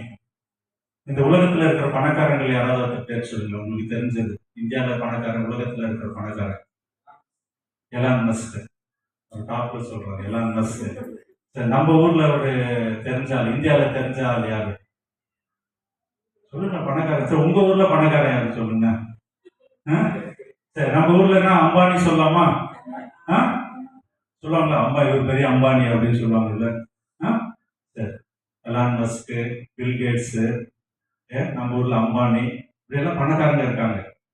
அவங்களுக்கும் நம்மளுக்கும் கர்த்தர் ஒரு காரியத்தை காமனா வச்சிருக்கிறார். தெரியுமா? தெரிஞ்சவங்க சொல்லுங்க பார்க்கலாம். உங்ககிட்டயும் பண்ண மாதிரி இருக்கா? எல்லாருக்கும் காமனா வச்சிருக்க சொல்ல சொன்னேன். ஆண்டவர்கிட்ட உயர்த்தி வச்சிருக்காரு. ரொம்ப சந்தோஷம், நல்லது. நான் என்ன சொல்றேன், அவங்களுக்கும் நம்மளுக்கும் எல்லாருக்கும் ஒரே மாதிரி கர்த்தர் நம்ம எல்லாரையும் ஒரே மாதிரி வச்சிருக்கிறார். என்னன்னு சொல்லிருப்பாங்க.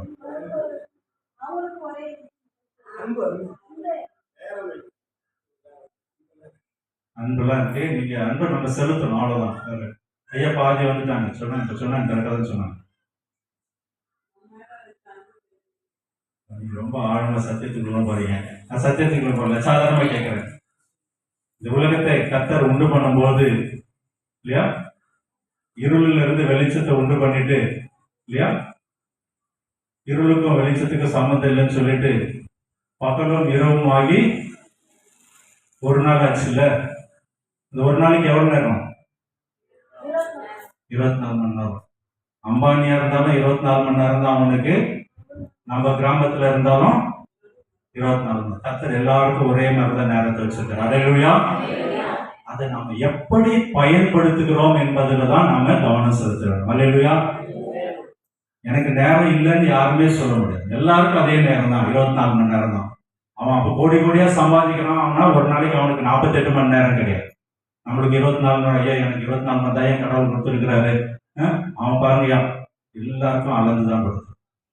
அதை நாம் எப்படி பயன்படுத்துகிறோம் என்பதிலே நாம் ஞானமுள்ளவர்களாக நடந்து கொள்ள வேண்டும் இல்லையா? அப்போ நம்முடைய வாழ்க்கையில இந்த நேரத்தை செலவிடுகிறதுல நாம் உண்மையுள்ளவர்களாக இருக்கிறோம். நான் என்ன சொல்ல வந்த காரியம், நம்ம என்ன பண்றோம், இந்த வேதத்தை வாசிக்கிறதுல ஜெபிக்கிறதுல அநேக நேரங்களில் நாம் தவறி விடுகிறோம். நம்முடைய இருதயமே நம்மை குற்றவாளியாக என்று சொல்லி தீர்க்குமானால் கர்த்தருக்கு முன்பாக நாம் எப்படி நிற்க முடியும்? மனசாட்சி நமக்குள்ள கேட்டே இருக்கும். பரிசுத்த ஆவியான நமக்குள்ள இருந்து சொல்லிட்டு இருப்பார், மகனே நீ இது பைபிள் படிக்க வேண்டிய நேரம், ஜெபம் பண்ண வேண்டிய நேரம். மொபைலை வச்சு என்ன பார்த்துட்டு இருக்கேன், டிவியை ஏன் பார்த்துட்டு உட்கார்ந்துட்டு இருக்கேன். டிவியில என்ன போகுதுன்னே தெரியாது, ஆனா டிவி முன்னாடி உட்கார்ந்துட்டு இருக்கோம். மொபைல்ல என்ன பார்க்கணும்னே தெரியாது, ஆனா நேரம் மொபைல்ல வேஸ்டா இருக்கும். மற்றவங்க கூட உட்காந்து மணிக்கணக்கா பேசிட்டே இருப்போம். மற்றவங்களை பத்தி ஊர்க்கதெல்லாம் பேசுவோம். ஆனா அதனால ஒரு பிரயோஜனமும் இல்லை. கர்த்தர் எதிர்பார்க்கிற ஒரு காரியம், அந்த நேரத்தை வேதம் வாசிக்கிறதுல, ஜெபிக்கிறதுல, மற்றவர்களோடு சுவிசேஷத்தை பகிர்ந்து கொள்கிறதுல நாம பங்கிடும் போது கர்த்தர் அதுல பிரியப்படுகிறவராக இருக்கிறார். அல்லேலூயா. அப்போ நம்முடைய இருதயம் எப்படி இருக்கணுமா, கர்த்தருக்கு ஏற்ற விதமாக இருக்க வேண்டும். கர்த்தருக்கு முன்பாக நாம் நற்பெயர் பெறுகிறவர்களாக காணப்பட வேண்டும். நம்முடைய இருதயமே நம்மை குற்றவாளியாக தீர்க்குமானால் தேவன் நம்முடைய இருதயத்திலும் பெரியவராக இருந்து சகலத்தையும் அறிந்திருக்கிறார். அவருக்கு மறைவானது ஒன்றுமே இல்லை. அப்போ நம்ம போய் சொல்ல முடியாது, ஐயா நான் அங்க போயிட்டேன், இங்க போயிட்டேன், அந்த வேலையை செய்ய போயிட்டேன், எனக்கு அது இருந்தது இது இருந்தது. உலக பிரகாரமாக நம்ம மற்றவங்க கிட்ட போய் சொல்லிடலாம். அந்த நேரத்துல அதை பொய் பேசணும்னு நினைக்கும் போது, நல்லா கவனிங்க, ஒரு பொய் பேசணும்னு நினைக்கும் போது இருதயத்துக்குள்ள இருந்து ஒரு சத்தம் கேட்கும். கர்த்தர் என்கிட்ட பேசல, பரிசுத்த ஆவியானவர் என்கிட்ட பேசலன்னு சொல்லி யாருமே சொல்ல முடியாது. என்னைக்கு அவருடைய பிள்ளைகள் ஆகும்படி விசுவாசத்தினால என்னைக்கு நீ ஏற்றுக்கொண்டீங்களோ அன்னைக்கு ஆவியானவர் உங்களுக்குள்ளே வந்து விட்டார். அவர் உள்ள இருந்து கண்டித்து உணர்த்து கொண்டே இருப்பார். நம்ம வலதுபுறமா இடதுபுறமா சாய்ந்ததுன்னு சொல்லாரு, வழி இதுவேன்னு சொல்லி சொல்லுவார். அப்ப நீங்க ஒரு வார்த்தை பொய் பேசணும் நம்ம சொல்லலாம், பொய் சொல்ல போற, பொய் சொல்லாத, பொய் சொல்லாத, பொய் சொல்லாத. அந்த சத்தம் நமக்குள்ள கேட்டுக்கொண்டே இருக்கும். அதே மீறி நீங்க பொய் பேசுனீங்க அப்படின்னு சொன்னா அவர் துக்கப்படுகிறவராக, பரிசுத்த ஆவியானவர் துக்கப்படுகிறவராக அவர் நமக்குள்ளே காணப்படுவார். நம்ம வெளியில நடிச்சிடலாம், வெளியில பேசிக்கலாம், ஆனால் நமக்குள்ளே இருக்கிற கர்த்தரை பரிசுத்த ஆவியானவரை நாம் ஒன்றும் செய்ய முடியாது. அவருக்கு மறைவானது ஒன்றுமில்லை என்று சொல்லி நம்ம பார்த்தோம். 3 காரியங்களை நம்ம பார்த்தோம். யாராவது சொல்ல முடியுமா? 3 என்னென்ன பார்த்தோம்? முதலாவதாக அவருடைய பிள்ளைகள் ஆவியினாலே நடத்தப்பட வேண்டும்.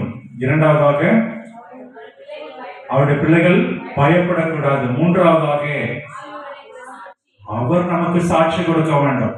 இவங்க அப்படி சொல்லணும், அவங்க அப்படி சொல்லணும்னு சொல்லி யோசித்து கொண்டிராதபடி கர்த்தர், நம்ம கர்த்தருக்கு பயந்து நடந்தோம் என்று சொன்னால் கர்த்தர் நம்மை அங்கீகரிக்கிறவராக இருக்கிறார். உலகத்தார் நம்மை கேவலப்படுத்தலாம், உலகத்தார் நமக்கு அங்கீகாரம் கொடுக்காம இருக்கலாம், ஆனால் கர்த்தர் நிச்சயமாகவே நம்மை உயர்த்துகிறவராக இருக்கிறார். 4வது 17வது வசனத்தை நம்ம வாசிப்போம். ம், சுதந்திரமாமே. ம், தேவனே சுதந்திரரும் ம். கிறிஸ்துவுக்கு உடன் சுதந்திரமாமே. அல்லேலூயா. சுதந்திரம்னா இந்த இடத்துல என்ன சொல்றது புரியுமா? இருக்கா சொல்லுங்களேன். அவருடைய பிள்ளைகள் இல்லையா? அவர் விசுவாசத்தினாலே அவருடைய பிள்ளைகள் ஆயிட்டோம். பிள்ளைகள் ஆனால் என்னவா? சுதந்திரரும் ஆமே. அப்படின்னு என்ன அர்த்தம் தெரியுமா? நம்ம இந்த ஊர்ல சொல்றோம்ல வாரிசு அப்படின்னு சொல்றோம்ல. அப்பா பிள்ளைகள், அம்மாவுக்கு அந்த குடும்பத்துல பிள்ளைங்க தான் வாரிசு. அந்த பிள்ளைங்களுக்கு கல்யாணம் ஆகி பிள்ளை பிறந்ததுன்னா அவங்களுக்கு வாரிசு. இப்படி வாரிசு அப்படின்னு சொல்றோம்ல, அதுதான் சுதந்திரம் ஆமி அப்படின்னு சொல்றோம். அவருடைய பிள்ளைகள் என்று சொன்னால் நாம் அவருடைய சுதந்திரம், அவருடைய எல்லா காரியங்களுக்கும் நாம் உரிமையுள்ளவர்கள். அல்லேலூயா. அவருடைய பிள்ளைகள் என்று சொன்னால் வானமும் பூமியும் யாருடையது? அப்ப இந்த வானமும் பூமியும் யாருக்கு? சொல்லுங்க, விசுவாசத்தோடு சொல்லுங்க. நமக்கு அவர் ஐஸ்வர்ய சம்பந்தர் என்றால் சொல்லுங்க, சத்தமா சொல்லுங்க. நம்மளும் எனக்கு பணம் இல்ல, நான் கஷ்டப்படுறேன் அப்படின்னு சொல்லக்கூடாது. ஏசப்பா நீங்க ஐஸ்வர்ய சம்பந்தர், நம்முடைய ஐஸ்வர்யத்தினால என்னை நிரப்புங்க அப்படின்னு சொல்லி விசுவாசத்தோட சொல்லுகிறவர்களாக காணப்பட வேண்டும் இல்லையா? வானமும் பூமியும் உம்முடையது. இந்த விசுவாசம் நமக்குள்ளே காணப்பட வேண்டும் இல்லையா? அதுதான் முதல்ல பார்த்தோம். விசுவாசத்தினாலே அவருடைய பிள்ளைகள். சும்மா சர்டிபிகேட்டை வாங்கி வச்சுட்டு அந்த விசுவாசத்தை அறிக்கை செய்யவில்லை என்று சொன்னால் ஒரு பிரயோஜனம் இல்லை. அப்ப இந்த அவருடைய பிள்ளைகள் என்று சொன்னால் அந்த வாரிசு. இந்த உலகத்துல பாத்தீங்க அப்படின்னு சொன்னா வாரிசுன்னு என்ன பண்ணுவாங்க? சொத்து எல்லாம் என்ன பண்ணுவாங்க? உயிர் எழுதி வைப்பாங்க இல்லையா? எனக்கு பின்னாடி இவங்களுக்கு தான் இது, இதுதான் அவங்களுக்கு அப்படின்னு சொல்லி சொத்து எழுதி வச்சுப்பாங்க. அவர் நமக்காக கல்வாரி சிலுவையிலே மரித்து அவருடைய ரத்தத்தினாலே அவர் நம்மை மீட்டு எடுத்திருக்கிறார். அந்த ரத்தத்தினாலே ஒரு உடன்படிக்கையை ஏற்படுத்தி இருக்கிறார். அந்த ரத்தத்தினாலே ஒரு சாட்சியை ஏற்படுத்தி வைத்திருக்கிறார். நாம் அவருடைய பிள்ளைகள். அப்ப அவருடைய இது எல்லாமே நமக்கும் உண்டாகும் என்று சொல்லி பார்க்கிறோம் இல்லையா? நல்லா கவனிங்க. இப்போ ஒரு முக்கியமான ஒரு காரியம் முடிக்க போறேன். அவருக்குரியதெல்லாம் நமக்குரியது இல்லையா? அவருடைய பிள்ளைகள் நமக்குரியது அப்படின்னு சொல்லியாச்சு. அப்போ அவர் பாடுபட்டார் இல்லையா? இந்த உலகத்துல அநேகரை மீட்கும் பொருளாக, நம்மளாம் ரட்சிக்கும்படியாக அவர் பாடுபட்டார். கல்வாரி சிலுவையில் அடிக்கப்பட்டார், நொறுக்கப்பட்டார். அப்ப அதுல நம்மளுக்கு பங்கு உண்டா இல்லையா? ஆமாவா இல்லையா? சொல்லுங்க, சத்தமா சொல்லுங்களேன். அநேக நேரங்களில அவர் கொடுக்கிற ஆசீர்வாதம் மட்டும் வேணும். ஆனா இந்த சைட்ல நானு பாடு அனுபவிக்க மாட்டேன், உமக்காக நான் ஊழியம் செய்ய மாட்டேன், மற்றவங்ககிட்ட போய் சாட்சி சொல்ல மாட்டேன் அப்படின்னு சொல்லி வாழ்ந்து கொண்டிருக்கோம் இல்லையா? இன்றைய நாளில் கர்த்தர் நம்மோடு சொல்லுகிறதான ஒரு முக்கியமான ஒரு காரியம், அவருக்கென்று நாம் ஏதாவது செய்ய வேண்டும். இயேசு கிறிஸ்துவுக்கென்று நாம் ஏதாவது செய்ய வேண்டும். அவர் நமக்காக பாடுபட்டாரே, அவர் நமக்காக ரத்தம் சிந்தினாரே, நாம் என்ன செய்து கொண்டிருக்கிறோம் இல்லையா? பிலிப்பியர் 1ஆம் அதிகாரம் 29-30 வாசிப்போம். பிலிப்பியர் 1ஆம் அதிகாரம் 29வது வசனம் 30வது வசனம்.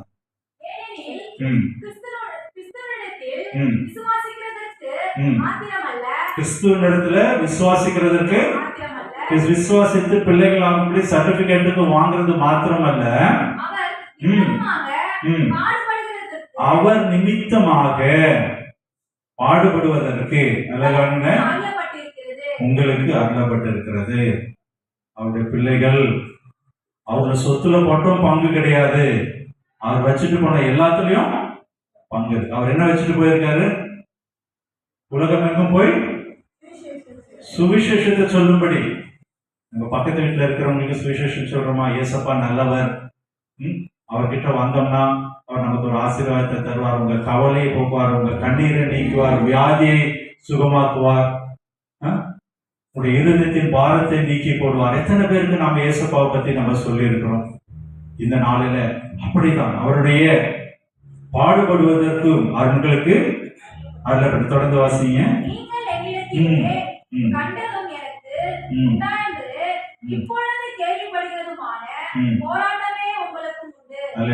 பவுல் அப்போஸ்தலன் சொல்றார், ஐயா நானு ஜாலியா சுவிசேஷத்தை பிரசங்கிக்க வரல, எனக்கும் போராட்டம் இருக்கு.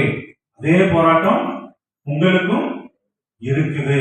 அதனால இயேசுப்பாவை பிள்ளைகளாக விசுவாசத்தோடு ஏற்றுக்கொண்ட நீங்க பாடு அனுபவிக்கிறதற்கும் தயாராக இருக்க வேண்டும். அல்லேலூயா. அவருடைய சுவிசேஷத்தை சொல்றதற்கும் தயாராக இருக்க வேண்டும்.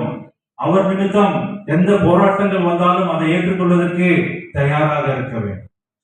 அவருடைய பிள்ளைகள் என்று சொல்லிட்டு இல்லையா, அவர் என்ன உயிர் எழுதி வச்சிருக்காரு, என்ன சொத்து இருக்கு, என்ன ஆசீர்வாதம், ஆசீர்வாதத்துக்கு மட்டுமல்ல, பவுல் அப்போஸ்தலன் சொல்லி இருக்கிறபடி பாடுபடுவதற்காகவும் நாம் அழைக்கப்பட்டிருக்கிறோம். அல்லேலூயா.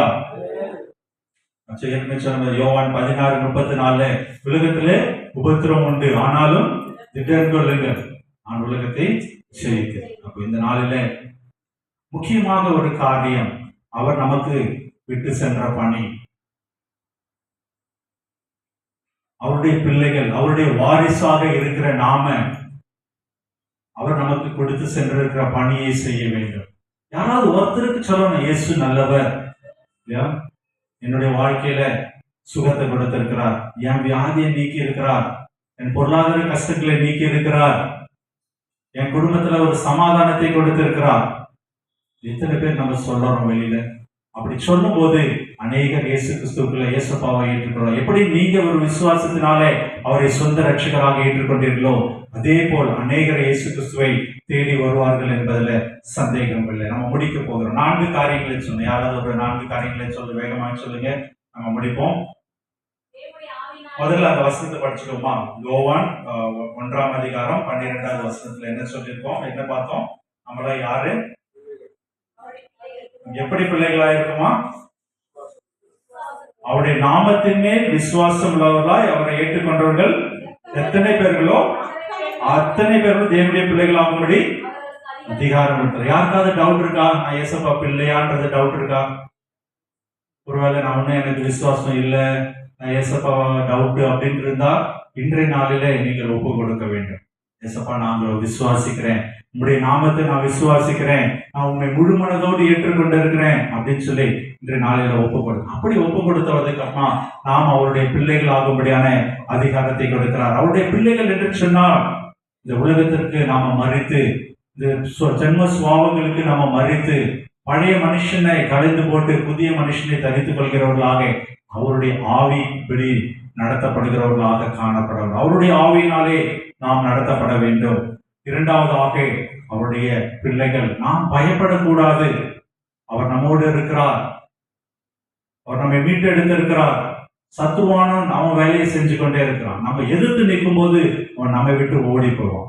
அநேக நேரங்கள்ல பயப்பட அவன் சொல்லுங்க, கொட்ட குனிஞ்சுட்டே இருக்கு. கொட்ட குனியாம நம்ம எதிர்த்து நின்னோம் அப்படின்னு சொன்னா பிசாசு அவன் ஓடி போவான் என்று சொல்லி பார்த்தோம். அடுத்தபடியாக 3வதாக என்ன பார்த்தோம்? அவர் சாட்சி கொடுக்க வேண்டும். நான் சாட்சி சொல்லக்கூடாது, நான் நல்ல பேர் வாங்குறேன் அப்படின்னு சொல்லி 4 பேரை வச்சு நம்ம நல்ல பேர் வாங்கிட்டு இருக்க கூடாது. அவரிடத்திலே நாம் சாட்சி பெறுகிறவர்களாக நம்ம காணப்பட வேண்டும். 4வதாக அவருடைய பிள்ளைகள் பாடுகளை அனுபவிக்க வேண்டும் என்று சொல்லி பார்க்கிறோம். அந்த பாடுகளை அனுபவிக்க, பாடுகள் என்ன என்று சொன்னால் அவர் வைத்திருக்கிற சுதந்திரம். அவருடைய சுதந்திரம் என்ன சுதந்திரம் வைத்திருக்கிறார்? வானமும் பூமியும் அவருடையது, இந்த ஐஸ்வர்யம் எல்லாம் அவருடையது. அப்படிப்பட்டதான ஒரு சுதந்திரத்தை அவர் நமக்கு வைத்திருக்கிறார். அப்படியாக நாம் அவருடைய பிள்ளைகள் ஆகும்படி ஊழியத்தை செய்யும்படியாக நாம் ஒவ்வொருவரும் ஒப்பு கொடுக்க வேண்டும். அப்படியாக செய்யும்போது கர்த்தர் அதிலே மகிமைப்படுகிறார். நம்மோடு சேர்ந்து அநேக ஆத்துமாக்கள் பரலோகத்திலே சேர்க்கப்படும் என்பதுல சந்தேகம் இல்லை. தலைகளை தாழ்த்தி ஜெபம் செய்வோமா? எங்கள் அன்பின் பரம தகப்பனே, இந்த அருமையான வேலைக்காக நாங்கள் உமக்கு நன்றி செலுத்துகிறோம். கர்த்தர் நீர் எங்களோடு பேசியிருக்கீங்க. அப்ப இன்றைய நாளில நாங்கள் உங்களுடைய பிள்ளைகள் என்று சொல்லி உலக பிரகாரமாக பேசிக்கொண்டு இல்லாதபடி உங்களுடைய பிள்ளைகளாகிய நாங்கள் எங்களுக்கு கொடுத்திருக்கிற காரியங்கள்ல நாங்கள் எப்படி வாழ வேண்டும், எப்படி செயல்பட வேண்டும் என்று சொல்லி கர்த்தர் எங்களோடு பேசியிருக்கீங்க. அதற்காக நாங்கள் உமக்கு நன்றி செலுத்துகிறோம். கர்த்தர் இந்த வேளையில வந்திருக்கிற ஒவ்வொருவரையும் ஆசீர்வதிக்கும்படியாக நாங்கள் ஜெபிக்கிறோம். அப்ப ஒவ்வொருவரும் எந்த சூழ்நிலையில வந்திருக்கிறாங்க, எந்த ஒரு நிலைமையிலே வந்திருக்கிறாங்க என்று சொல்லி அடியேன் அறியேன் தகப்பனே. கர்த்தர் நீர் இருதயங்களை ஆராய்ந்து பார்க்கிற தேவன், இருதயங்களின் சிந்தைகளையும் அறிந்திருக்கிற தேவன். இந்த நாளில வந்திருக்கிற ஒவ்வொருவரோடும் நீங்கள் இடைபெற்றிருக்கிறபடி நாளை உமக்கு நன்றி. ஒருவேளை உண்மையான விசுவாசத்தினால இவ்வளவு நாள் நான் கிட்டி சேரல, இப்பொழுது நான் முழுமையாக என்னுடைய விசுவாசம் என்ன என்பதை, நான் அவருடைய பிள்ளை என்ன என்பதை நான் உணர்ந்திருக்கிறேன் என்று சொல்லி தங்களுடைய இருதயங்களை நினைக்கிற ஒவ்வொருவருடைய கரத்தில் ஒப்பு கொடுத்து ஜெபிக்கிறேன். கர்த்தர் நீர் விசுவாசத்தில் வளர செய்யுங்க, பலப்படுத்துங்க. அவருக்கு ஆவிக்குரிய வாழ்க்கையில இன்னுமாக வளரும்படி கர்த்தர் நீர் உதவி செய்யும்படியாக நான் ஜெபிக்கிறேன். கர்த்தாவே, ஒவ்வொருடைய குடும்பத்தையும் நீர் பொறுப்படுத்திக் கொள்ளுங்க, தேவைகளை சந்திங்க, மனதின் விருப்பங்களை நிறைவேற்றித்தாங்க. தேவையோடு வந்திருக்கிறேன் என்று சொல்றவங்க கர்த்தரிடத்துல நோக்கி பாருங்க. இந்த நாளில உங்களை ஒப்பு கொடுத்து ஜெபியுங்க. கர்த்தர் என்னுடைய வாழ்க்கையில ஒரு மாற்றத்தை உண்டு பண்ண வேண்டும், என்னுடைய குடும்பத்துல ஒரு மாற்றத்தை உண்டு பண்ண வேண்டும், குடும்பத்திலே ஒரு சமாதானம் வேண்டும், குடும்பத்திலே ஒரு சந்தோஷம் வேண்டும், இன்னும் குடும்பத்திலே ரட்சிக்கப்படாதவர்கள் ரட்சிக்கப்பட வேண்டும் என்று சொல்லி யாரெல்லாம் வாஞ்சித்திருக்கிறீங்களோ ஒரு நிமிஷம் கர்த்தரை நோக்கி பாருங்க. அவராலே ஆகாத காரியம் ஒன்றுமில்லை என்று சொல்லி நம்ம பார்க்கிறோம். அவராலே ஆகாத காரியம் ஒன்றுமில்லை. வானமும் பூமியும் அவருடையது. அவர்கள் சொன்னால் எல்லாம் நடக்கும். ஒரு வார்த்தை சொல்லும் கர்த்தாவே என்று சொல்லி பார்க்கிறோம். அவர் ஒரு வார்த்தை சொன்னால் நிச்சயமாகவே நம்முடைய வாழ்க்கையில மாற்றம் உண்டாகும். தேவைகளை கர்த்தரிடத்தில் சொல்லுகிறீர்களா? ஒரு நிமிஷம் நீங்க வாய்களை திறந்து கர்த்தரிடத்தில் கேளுங்க. என்ன வேண்டுமோ கர்த்தர் இன்றைய நாளிலே அவைகளை செய்ய வல்லவராயிருக்கிறார். குடும்பத்தில் இருக்கிற பொருளாதார கஷ்டங்களை மாற்ற வல்லவராயிருக்கிறார். பிள்ளைகளுடைய படிப்பு காரியங்களை உயர்வை கட்டளையிட வல்லவராயிருக்கிறார். திருமண காரியங்களை வாய்க்கு செய்ய வல்லவராயிருக்கிறார். விடுதலை கொடுக்க வல்லவராயிருக்கிறார். பிரச்சனைகள் போராட்டங்களில் இருந்து விடுதலை கொடுக்க வல்லவராயிருக்கிறார். ஒன்றே ஒன்று, நான் அவருடைய பிள்ளை, அவருடைய போராட, அவருடைய பாடுகளை அனுபவிக்க நான் என்னை ஒப்பு கொடுக்கிறேன், சுவிசேஷத்தை சொல்ல ஒப்பு கொடுக்கிறேன் என்று சொல்லி ஒரு தீர்மானத்தோடு ஒரு பொருத்தனையோடு கர்த்தரிடத்தில் வேண்டிக் கொள்ளுங்கள்.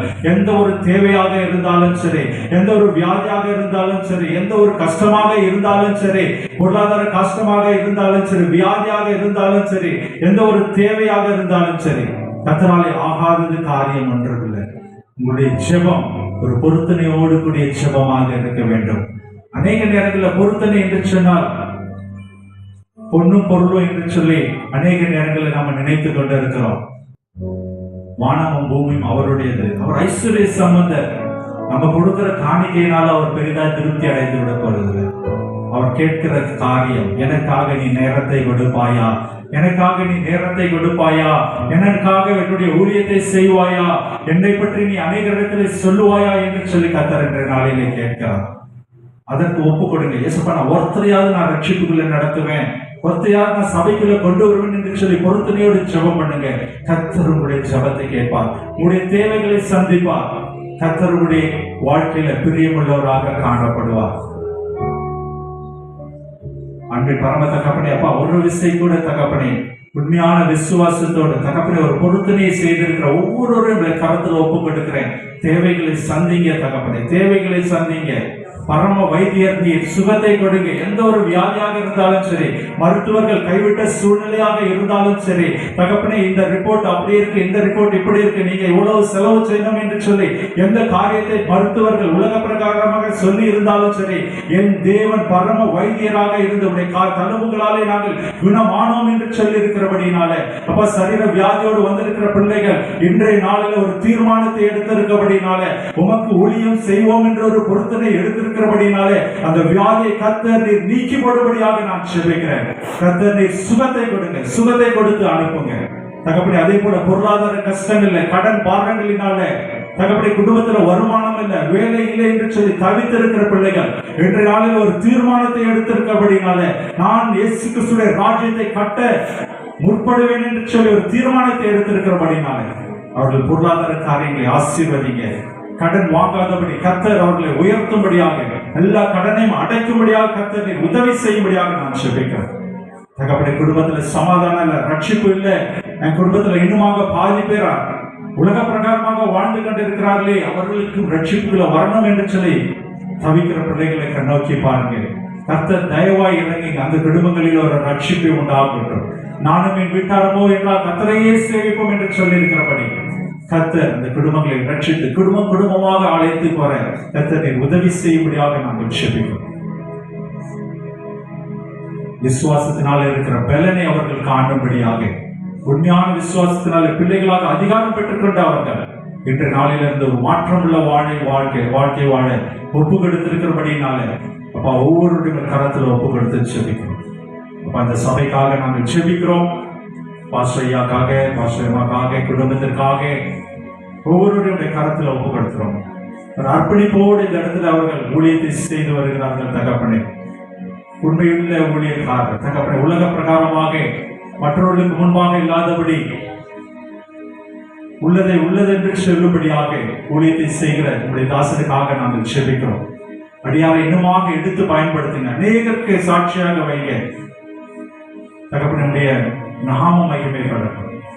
எங்களையும் தகப்பனே சென்னையிலிருந்து இந்த நாளிலே கொண்டு வந்து உங்களுடைய நாம மகிமைக்கென்று நீர் எங்களை உபயோகப்படுத்தினீர். அதற்காக நாங்கள் நன்றி செலுத்துகிறோம். உங்களுடைய தாழ்த்தி இந்த கருத்தில் ஒப்புக்கொடுக்கிறோம். உங்களுடைய நாம மகிமைப்படட்டும். இயேசுக்கு சென்று ஜெபிக்கிறோம் நல்ல பிதாவே. ஆமென், ஆமென்.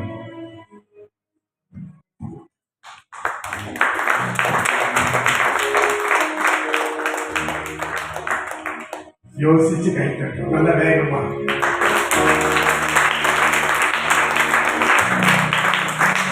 ஒரே விஷயம் மட்டும்தான், ஏசப்பா வந்தா கூட சொல்ற வார்த்தை தான், ஐயாவோட தேவன் பேசுற வார்த்தை. நான் உங்களுக்கு மீண்டும் மீண்டும் நினைவுபடுத்துகிறேன், மாற்றம் இல்லைன்னா ஒரு பிரயோஜனம் இல்லை. அல்லேலூயா. மாற்றம் இல்லைன்னு சொன்னா ஒரு பிரயோஜனமும் இல்லை. மாறுவதற்கு தேவன் சொல்லுகிற காரியம். அங்கிருந்து உட்கார்ந்து ஜெபம் பண்ணிட்டே இருக்கிறேன் ரெண்டவரே குடும்பங்களுக்காக. ஐயா கரெக்டா சொல்றாங்க, நிறைய குடும்பத்தில் என்ன இல்லை, ஒருமனாவே இல்லை. நிறைய குடும்பத்தில் என்ன இல்லை, எல்லாம் வெவ்வேறான வாழ்க்கை, வெவ்வேறான யோசனைகள், வெவ்வேறான பாதைகள். நீ ஒரு பக்கம் போ, நான் ஒரு பக்கம் போ, நீ என்ன சொல்றது, நான் என்ன கேட்கறது. இந்த ஒருமனம் எப்போ வருதோ அந்த குடும்பம் கட்டப்படணும். ஒவ்வொரு வாரமும் ஜெபிக்கிற குடும்பங்கள் கட்டப்படுவதற்காக. அல்லேலூயா. அதுக்காக நீ உண்மையிலேயே நல்ல வார்த்தை.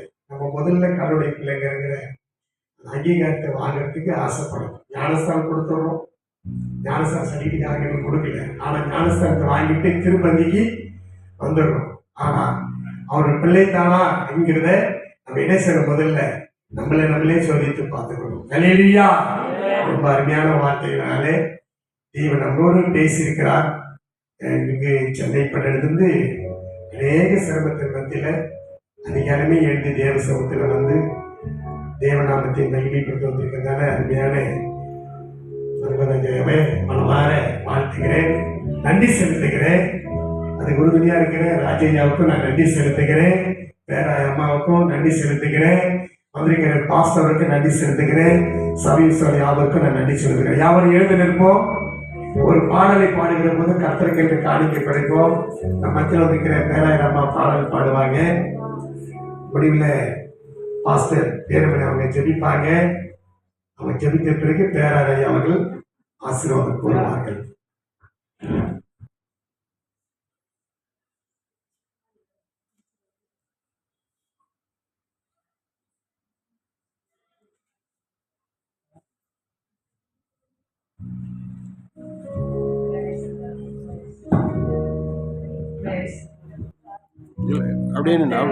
பெரிய காரியங்களை செய்வாங்க. ஆராய்ந்து முடியாத பெரிய காரியம் செய்கிறார், எண்ணி முடியாத அதிசயங்கள் செய்கிறார். ஆராய்ந்து முடியாத பெரிய காரியம் செய்கிறார், எண்ணி முடியாத அதிசயங்கள் செய்கிறார். கர்த்தர் செய்கிறார், அவரை நம்புங்கள், நமக்காய் யாவும் செய்து முடிப்பார். கர்த்தர் செய்கிறார், அவரை நம்புங்கள், நமக்காய் யாவும் செய்து முடிப்பார். ஆராய்ந்து முடியாத பெரிய காரியம் செய்கிறார், எண்ணி முடியாத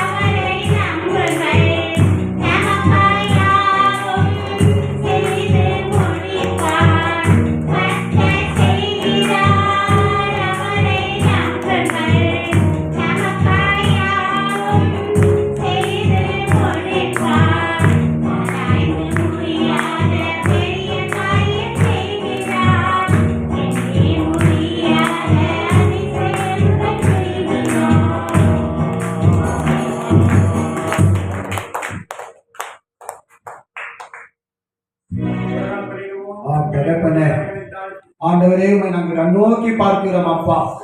நாங்கள் ஆராதிக்கிற தேவன் ஆண்டவரே, நீர் பெரிய தேவன் ஆண்டவரே, அப்பா நீர் வல்லமையான தேவன் ஆண்டவரே. ஆண்டவரே நீர் ஆண்டவர் இன்றைக்கு ராஜா எங்களை நாங்கள் தாழ்த்து ஆண்டவர் இந்த சமூகத்தில் நாங்கள் ஒப்பு கொடுக்கிறோம் அப்பா. ஆண்டவரே இந்த வேலையில் இயேசு ராஜா தேவாலயத்துக்காக ஸ்தோத்திரம் அப்பா. ஆண்டவரே போதகர் ஐயாவுக்காக, போதகர் அம்மாவுக்காக, ஆண்டவரே சபை விசுவாசிகள் எல்லாருக்காகவும் உண்மை நாங்கள் ஸ்தோத்தரிக்கிறோம் அப்பா. ஆண்டவரே இந்த குடும்பம் கூடி பகுதிக்காக உண்மை நாங்கள் ஸ்தோத்தரிக்கிறோம் ஆண்டவரே. ஆண்டவரே உம்முடைய பிள்ளைகளா ஆகும்படியாக தகப்பனே நீர் கொடுத்த அதிகாரத்துக்காக ஆண்டவரே உண்மை நாங்கள் ஸ்தோத்தரிக்கிறோம் அப்பா. இன்று கர்த்தருடைய வார்த்தை கொடுத்த ஆண்டவர் ஐயாவுக்காக உண்மை நாங்கள் ஒரு ஆளுக்கு ஸ்தோத்தரிக்கிறோம் ஆண்டவரே. ஆண்டவர் இந்த வார்த்தையின்படியாக எங்களோட வாழ்க்கையில் ஆண்டவரை நாங்கள் வாழ எங்கள் உதவி செய்யும்படியா நாங்கள் செபிக்கிறோம் ஆண்டவரே. ஆண்டவரே சங்கீதம் 34 அதிகாரம் 10ஆம் வசனத்தின் மூலமாக ஆண்டவரே கர்த்தரை தேடுகிறவர்களுக்கோ ஒரு நன்மையும் குறைபடாது என்று ஆண்டவரே நாங்கள் வாசிக்கிறோமே தகப்பனே. ஆண்டவரே அந்த தினமும் நாங்கள் தேடுகிறோம் ஆண்டவரே. ஆண்டவரே அந்த தினமும் தேடுகிற பிள்ளைகளுக்கு ஆண்டவரே ஒரு நன்மை குறைபடாத படிக்க கர்த்தர் ஆண்டவரே சபை விசுவாசிகளை கர்த்தர் பொறுப்பெடுக்கும்படியா ஸ்தோத்திரம் ஆண்டவரே. ஆண்டவரே அப்பா இந்த உலகத்துல நன்மைக்குரிய எல்லா ஆசீர்வாதமான காரியங்கள் ஆண்டவரே ஆண்டவரே உங்களுடைய பிள்ளைகளுக்கு கர்த்தர் இன்றைக்கு தரும்படியா ஸ்தோத்திரம் அப்பா. நீண்ட நாட்களாக அநேக விண்ணப்பத்தோடு கூட ஆண்டவரே ஆண்டவரே பதிவோடு கூட ஆண்டவரே அப்பா ஆண்டவரை காத்துக் கொண்டிருக்கிறாங்க ஆண்டவரே.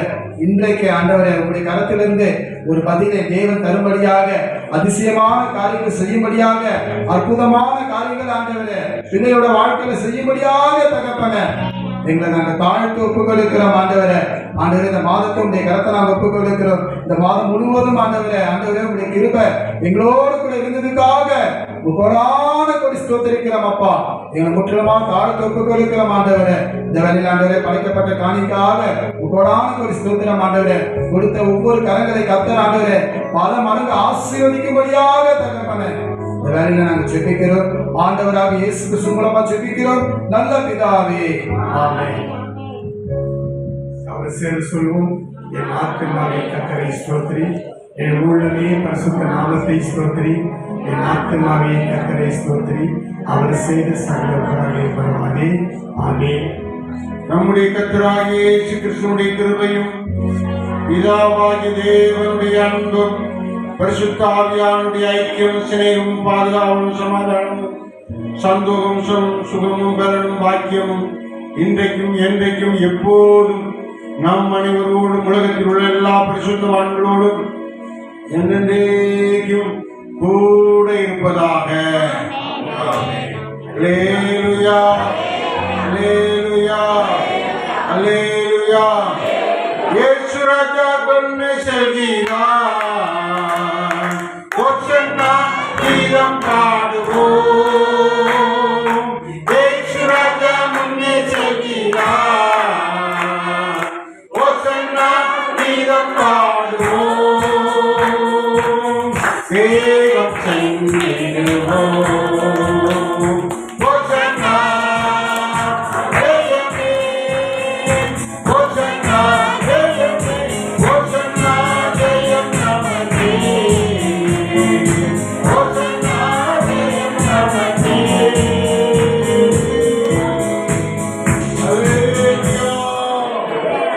சோதனம் கதறம்.